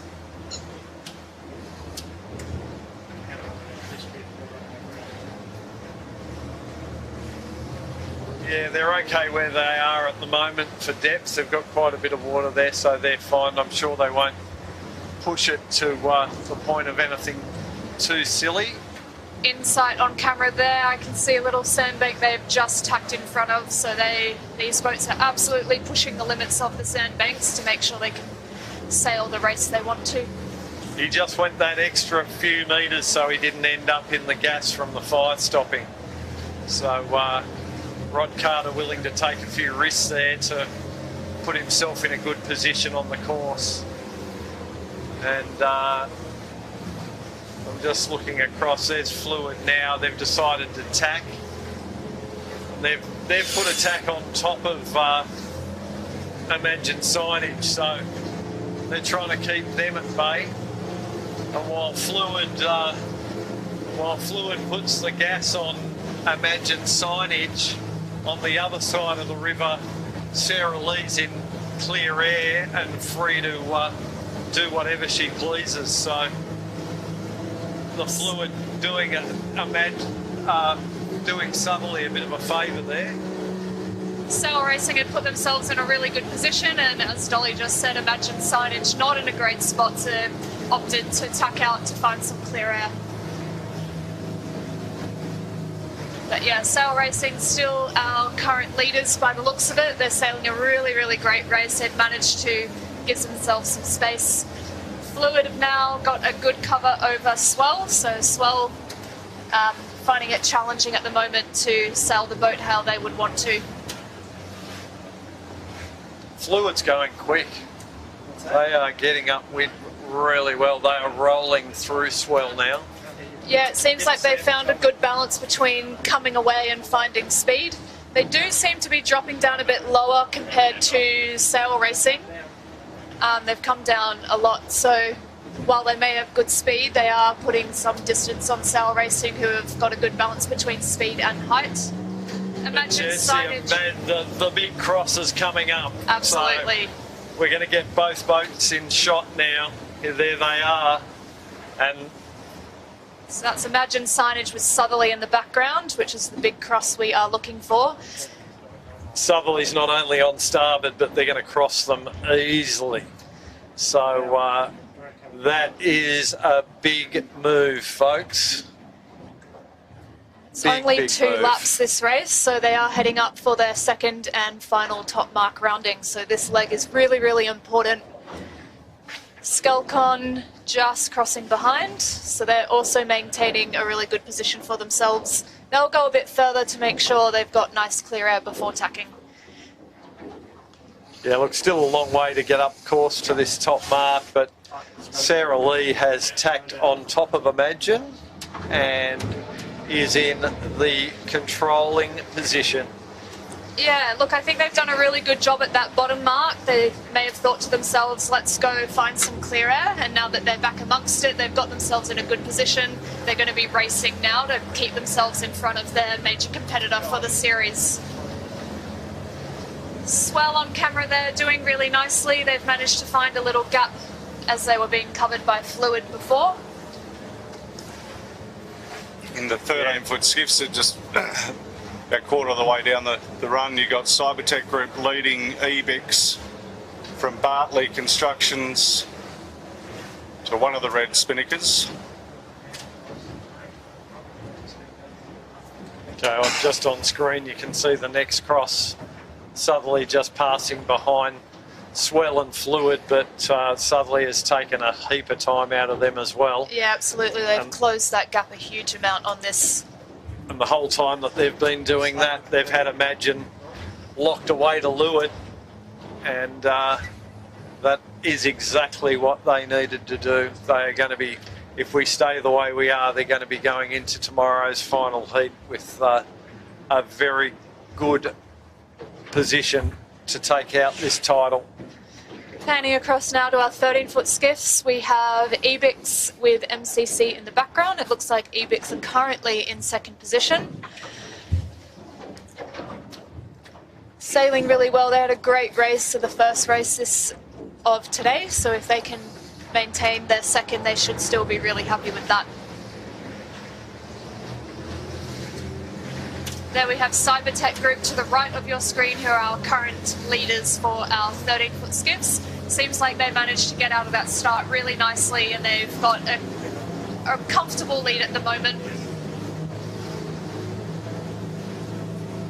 There's the Cybertech on screen still making their way down. It's pretty rough just where they're getting through now. There was a couple of big power boats adding to the drama of the already choppy water through the channel here, but they've handled it really well.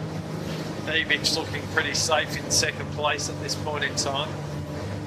We have Sail Racing on camera now, making their way over to the left-hand side of the course to try and pick a line up to the top mark.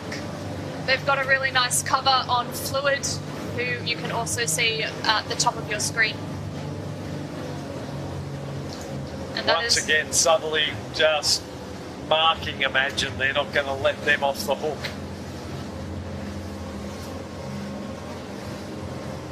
Not for 1 second. So you can see Sail Racing, they've just gone out of your picture for a second there. They've tacked over just to make their way back over towards a ley line to the top mark.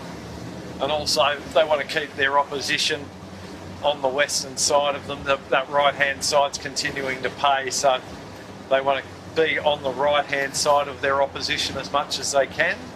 Just on the top right of your screen there, that is Southerly and Imagine signage. Southerly to the left and covering Imagine signage as they were earlier on this work. So Southerly absolutely have done an incredible job here. So if they can contain their nerves, I think they're looking good. And they are both now through Fluid and Swell. So that takes Southerly into second spot and Imagine into third. So on our last cross, they were fourth and fifth. So they've both picked up those two boats, which is kind of surprising. Fluid look like they're going very, very well, but they just got themselves a little bit too far over to the left on that last exchange.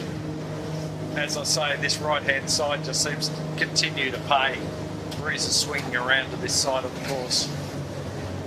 These shots here show the little bits of chop that these boats are getting. Lots of water in the skipper's eyes.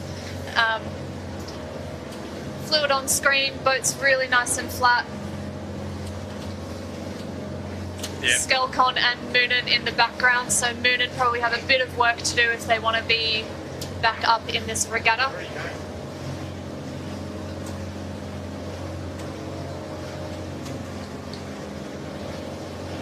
So Racing getting very close to a ley line now.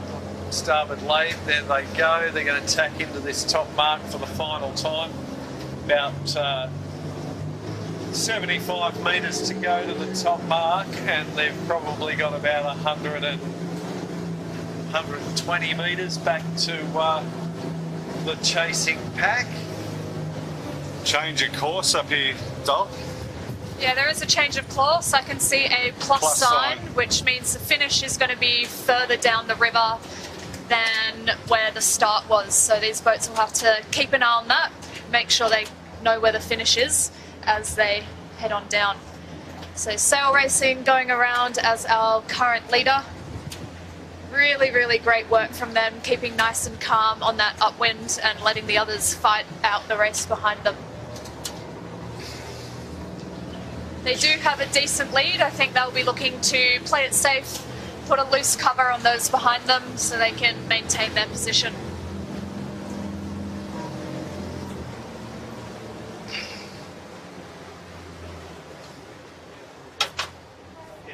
So coming in next at the top of your screen, we have Southerly, who is just tacked on top of Imagine Signage, followed very closely by Swell Racing and Fluid.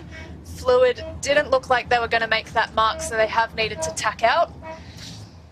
Nathan Wilmot just did everything he could then to try and get a little hook on Sarah Lee, hoping to get a penalty on her, but unfortunately for him, that didn't work out. He just ended up tucked in to leeward and got a bit of gas, and he just had to pull out of there to make sure he actually got round the mark, but he was definitely looking for a hook on that approach to the top mark. Next around's Fluid, and then the ever consistent Skelcon. I think we're up to 6th position now, so Noakes will be around in 7th. On screen there we can see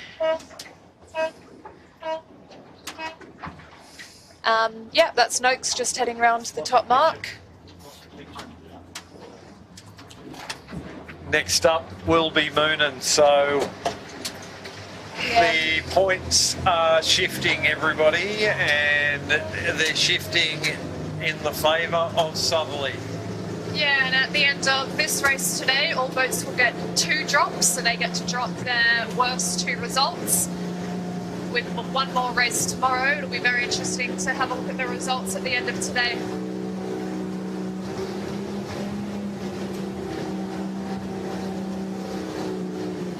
So there's Imagine Signage just trying to throw something at the Southerly guys, and Sarah with jibing out early, and Southerly's continued on a bit further. Unfortunately, we saw Imy heading upwind still, not having their best race. Southerly has just jibed on camera. I'm a little surprised actually, because Sarah made her big gain on the left-hand shore downwind last time. And they've let Imagine Signage jibe out early, and they do have a cover on them, but they've given Imagine Signage a chance to kind of get away from them, so we'll see how this results for them. But as we've seen, they're good at making decisions, so hopefully they've seen something for themselves. But Imagine have also done a really good job to be able to jibe off early and try something different, because you're not going to win a race by following a boat easily. Well, it's not really different. That's where Sarah Lee brained everyone on the last lap. Yeah, so. Absolutely. And Fluid are going over there as well. Sarah is making good ground down the middle.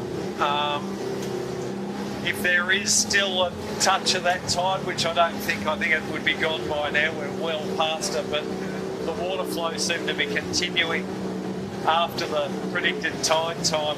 But what worked on the last lap doesn't mean it'll work on this lap, but you don't want to let your opposition get away from you by too far. It looks a little bit softer in the middle here to me. But at the end of the day, she just has to stay within a position or two of either them or Moonan. But, yeah, it does look like Imagine have a good line. On screen now we have Sail Racing, who have put a considerable gap on the others, who you can see further upstream. They're sailing a really, really good race. They've managed to keep their cool and just sail where they want to go without stressing too much about the others. Really good shot there. It looks like Imagine Signage have a nice gust that is bent round down the shore. So Southerly will be working hard to keep in front of them. Yeah, nice and easy for Sail Racing to have that gap, and they can really just choose where they want to be. They're not governed by using tactics to hold out these following group. There's enough distance there that they can just look around for the best pressure and position themselves on the course where they want to be and not have their race determined by the others. It's often easier to lead from the front, and just looking across at Southerly and Imagine's just decided to jibe out. They've made a bit of a gain on Southerly here, but not enough to get through them just yet, I don't think. Southerly's now got a little bit of depth, and positions will remain the same, but distances have maybe closed slightly. Now it's kind of a bit of a mystery as to how far down this finish is going to be. Just trying to see if we can get an eye on the finish boat, and I'm guessing the finish boat may be down near the club. Do you think, Jimmy? I've got it. Have you got a visual on them? Yeah, or I've got not? a visual on it. It's another double the length again of, well, almost. You see them down there, so we'll be right. We'll get there. Yes, I see them. Yeah, and I think I can see that mark laid out. Still got probably a couple of minutes of sailing before we get to. Yeah. Yeah, and those of you following the 13-foot skiffs, we can see a few on screen now. It looks like Cybertech Group had a very close lead on Ebix, but I did see a protest flag on Ebix, so... Yeah, I was going to mention that, Jess. Yeah, we'll see, I guess, after the race what may have happened there. Sail racing on screen now. The next white kite you can see is Southerly, followed by Imagine Signage. Not surprisingly, Imagine Signage is the one with the spinnaker with the signage. Makes them a bit easier to pick, but yeah, Sail Racing are actually putting distance on these guys now, while Southerly and Imagine are sort of fighting amongst themselves. It's allowed Sail their own race, and they've put quite a bit of distance on these two guys. It was a lot closer when we went around the top mark, without the constraints of fighting with the other boat. It's just allowed them to pick where they want to jibe, stay in the pressure, and I'm really happy to see Felix and the boys, Paul and Tom, finally get a race win away in this regatta. Yeah, Imagine Signage have put a jibe in behind Southerly. You can see Southerly checking over their shoulder just to keep an eye on their competitors. They now have decided they've got a good spot to jibe, trying to keep themselves in the breeze. If you're at the club watching, if you probably turn around and look over out into the river, you'll see Sail Racing finally coming around the corner.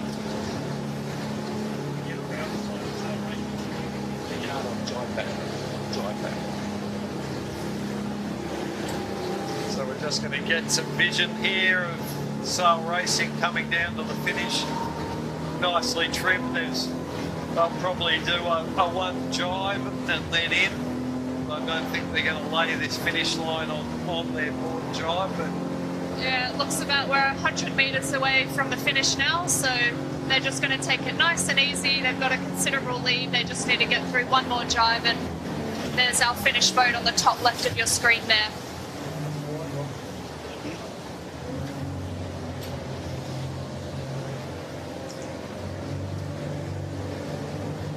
See, their crew work is really dialed down.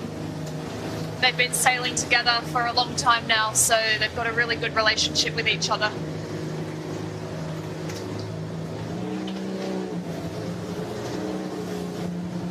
As you can see, they're just taking it nice and easy. There's no reason for them to be pushing too hard. yeah, and I think there'll be both celebration and a bit of relief here, because you know, they've always been there and abouts, and they've racked up a race win for this series, which I've been saying all week that they're capable of. Absolutely. We've just been waiting. Really lovely people on that boat, so it's nice to be able to see them win a race on the second last race of the series, and maybe give them a bit of confidence going into tomorrow.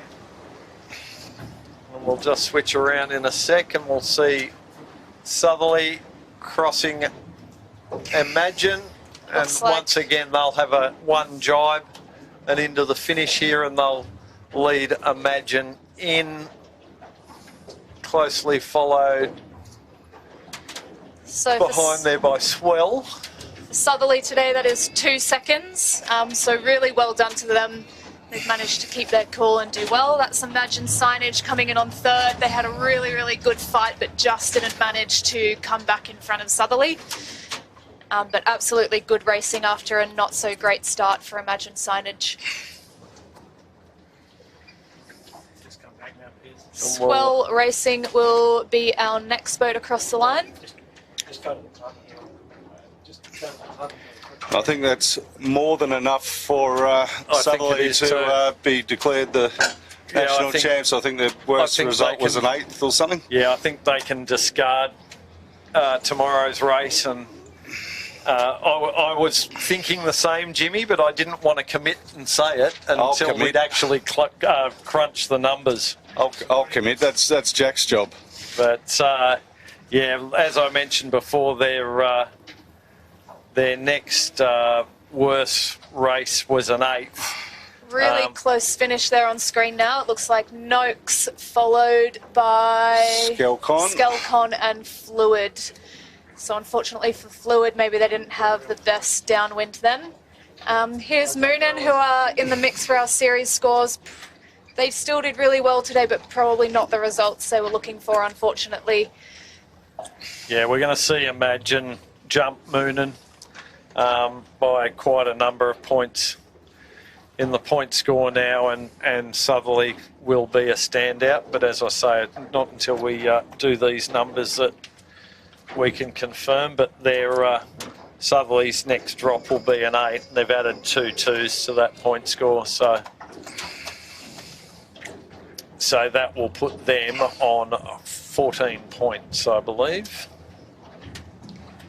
Red Pumps crossing the line now with Tyler Dransfield. Well done to them. Very capable crew. Looks like we've had a little capsize from someone.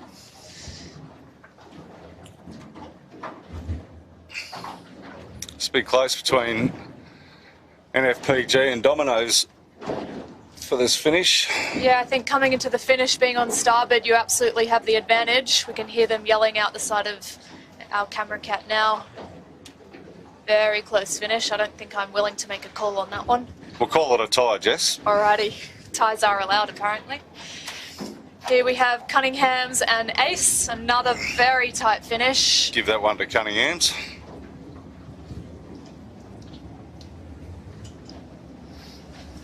Followed by Insight and Fire Stopping have had a good day for them.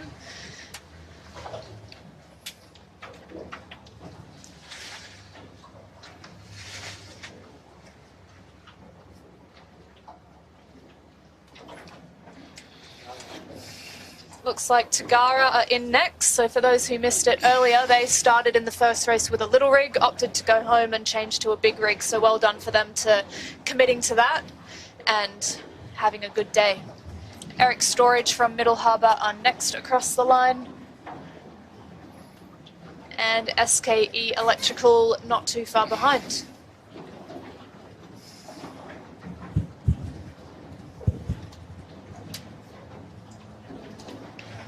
I'm just trying to crunch some numbers here, so excuse my quiet. You haven't gone to sleep?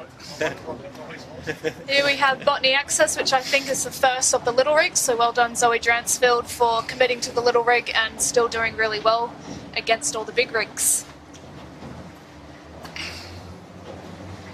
Now these next group of boats are not going to make it easy for the finishers. Ivy on screen there seemed to have caught back up on that downwind, so had a few issues earlier on.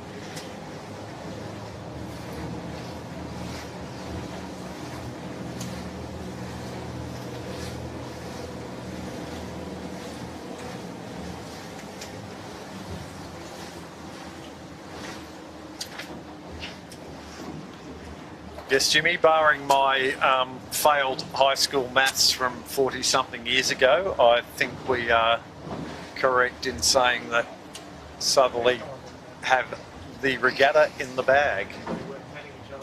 Well done for them. They only purchased the boat not very long before sailing the regatta, and so for them to buy a boat, get it set up how they want it, and then to come out here and do so well, congratulations.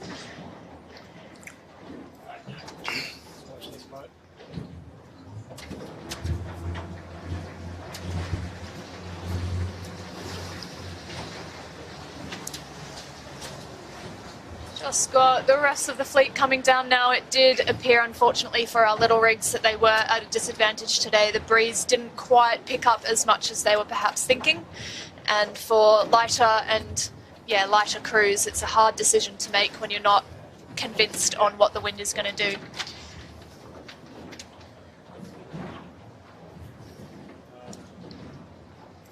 Oh, yeah, get up there.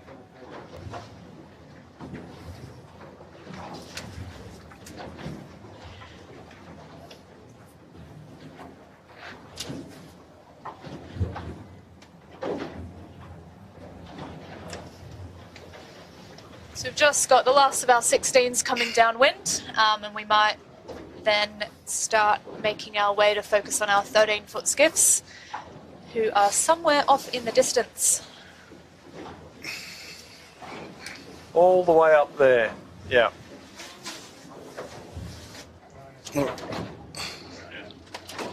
The old race committee's making life difficult for us today, aren't they? Certainly are. It's been interesting and long. Just making our way up the course now. It's really great for our 13s, so we can get all these 16s out of the way and we can spend a bit of time focusing on them. I've gone through the most amount of fuel this week. We've been out here for the most amount of time. Lucky we did go and fill up, Jimmy, or we might have been paddling home. Correct.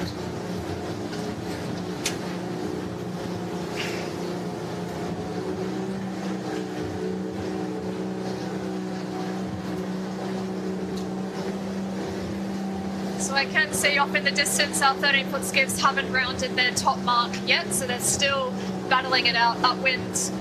They will just round their top mark and come down for the last time today. Yeah, sprint races, which is like the Botany Bay race.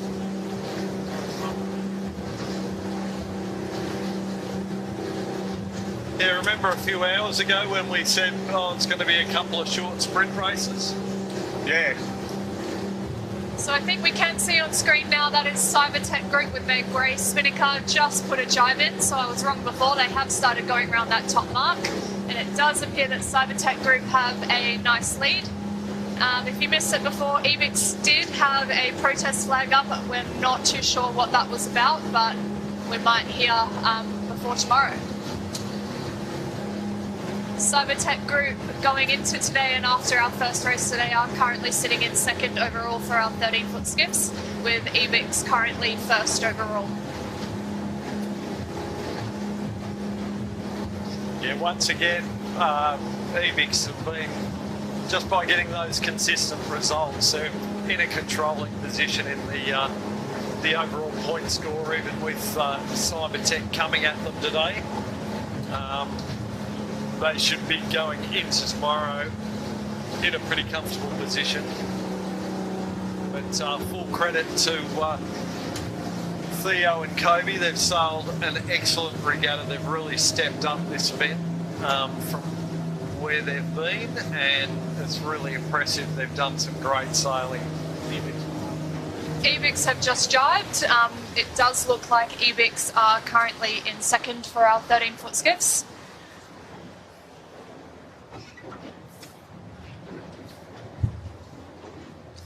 Yeah, nice lead to Cybertech, the comfortable lead. But yeah, as I say, when EBIX keep finishing within one position of them, it's hard to get a points break when EBIX has just been so consistent.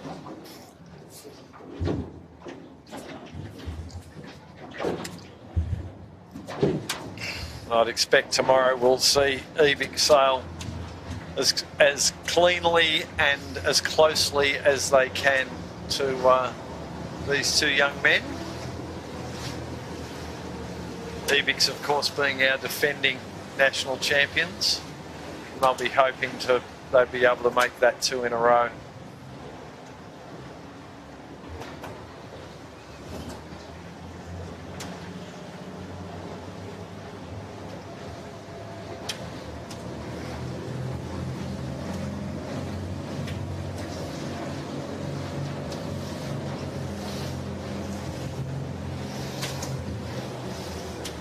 really great tactics we can see similar to the 16-foot skiffs with Cybertech Group. They have a considerable or a confident lead, but they're just putting a jibe in there, I think, to put a loose cover on Ebix, who are on screen there.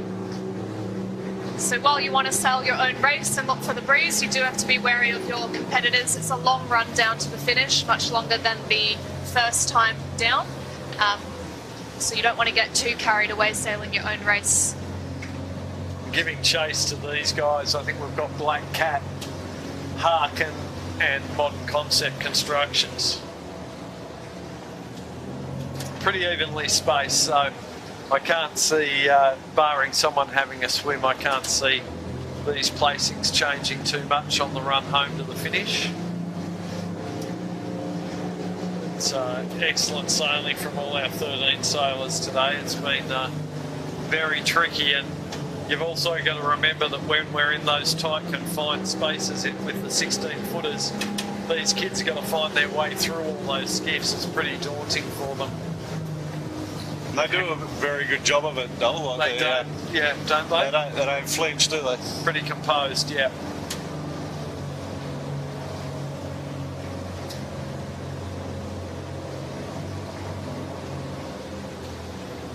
Now, was it Ebix you were saying you thought had a protest flag? Yeah, on the starboard shroud. Starboard shroud? Yeah, I think I can see it's still out. So. Yeah, it doesn't look too big, or like, yeah, I don't know, maybe it's unravelled, but yeah, no, you might be right there. Might be doing something. Might have been a little infringement with someone.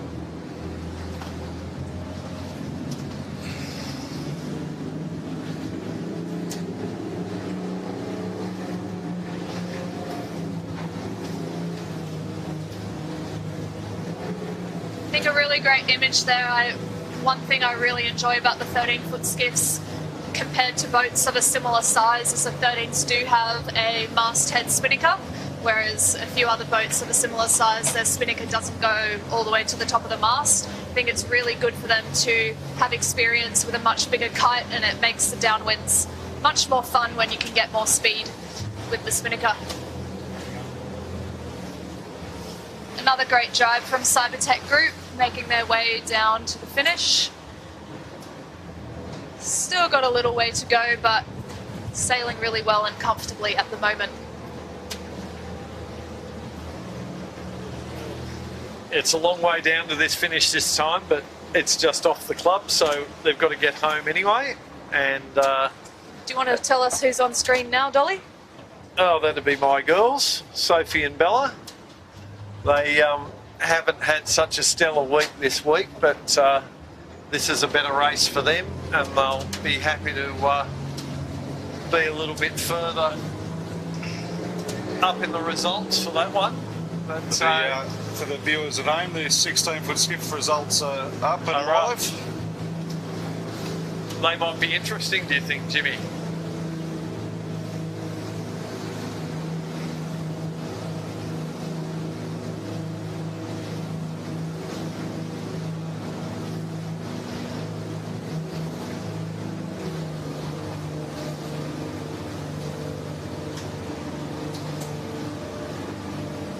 So on screen there we can see Cybertech Group and Ebix with the white spinnaker not too far behind.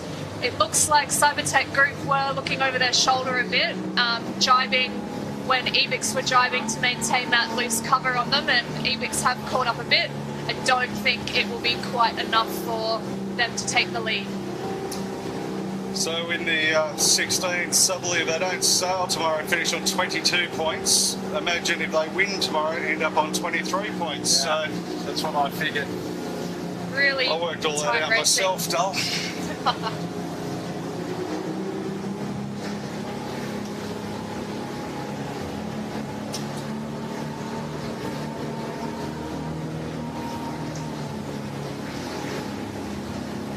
So quite historic. Looks like we're going to have a female Australian champion in the 16-foot skiffs, and likely in the 13-foot skiffs again. So,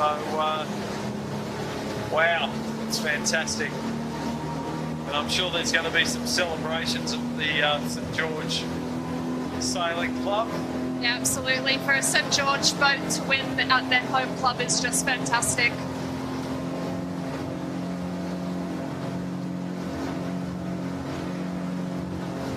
Pretty certain Sarah will be the first female skipper in the history of the 16-foot skiffs to win that trophy. So yeah, absolutely. She has shown some real talent from many, many years ago. So for her to be able to come out here and just show everyone who she is, well done, Sarah.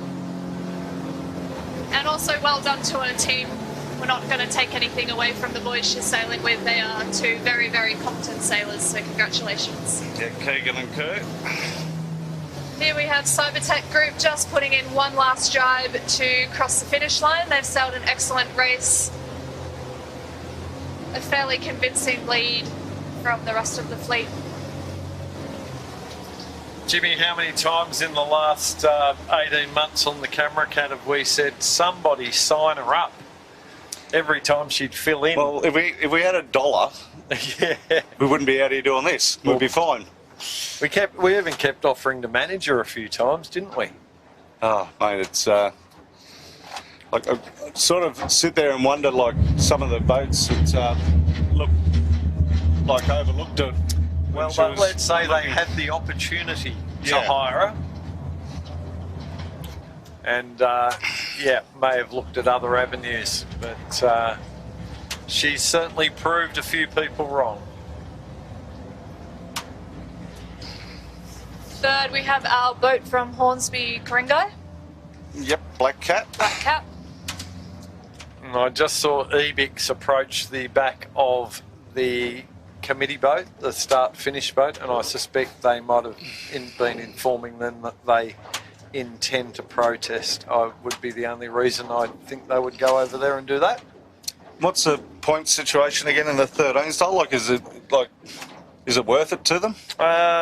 Well, probably not, seeing that they finished a second, but I would have to have. And they won this morning's race. Yeah. Well done to Black Cat there. Looks like our next 13-foot skiff will be Harkin.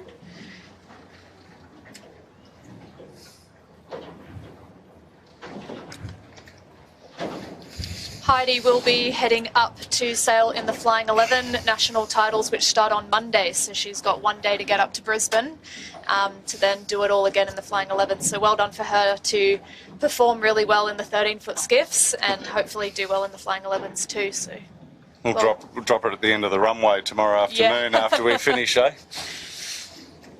think there's a few kids heading up to the Flying 11s. There is, and we're not seeing Tim and Taylor Lees out here today or tomorrow because they've hit the road. So they've given the last couple of days of the 13s a miss. So yes, Jimmy, you're asking about the 13-point score, and I don't want to detract from those who are finishing. So there's Tom and Tom in MCC, and then the Sail Media boat. Fantastic. And the girls on Botany Scaffold. Girls on Botany Scaffold. Great to see them get a better race in today. So, Jimmy, from what I figure, from today, Ebix and Cybertech had a win and a second each. Is that correct? Yeah. Yes. So I've got them. I figure they're on equal points, mate. Okay, so it's game on. That's probably why the protest has potentially been lodged. Assuming the protesters against Cybertech. Who knows? Oh, the peanut gallery behind are just commenting on. Which peanut gallery behind us? The ones on board here or the ones over there at that club? What we might do, we might actually, being old Buffer's Old Salt Stay, we're going to roll on over and get a couple of pictures. We'll get we'll point some cameras in the door and see who we can see for the in the clubhouse. We'll see who's still standing up. There's Plonk just finishing. One thing's for sure, Jimmy, we won't be conducting at fashions in the field. Oh, in there, definitely not.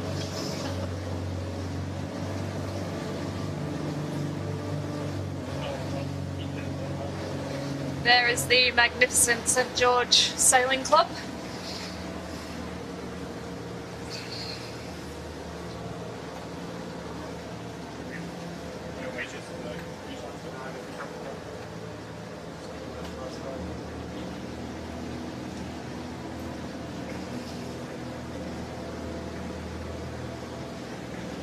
So yeah, to all the old buffers back at the club, if you look at the screen, you're on TV, folks. Most of them have got to head for radio anyway, Dole, so...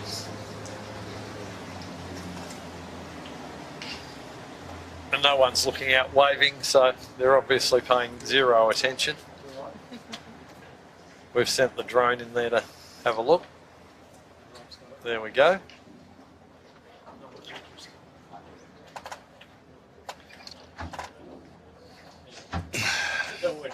The Chelmsford deep sleep bus has arrived, is it?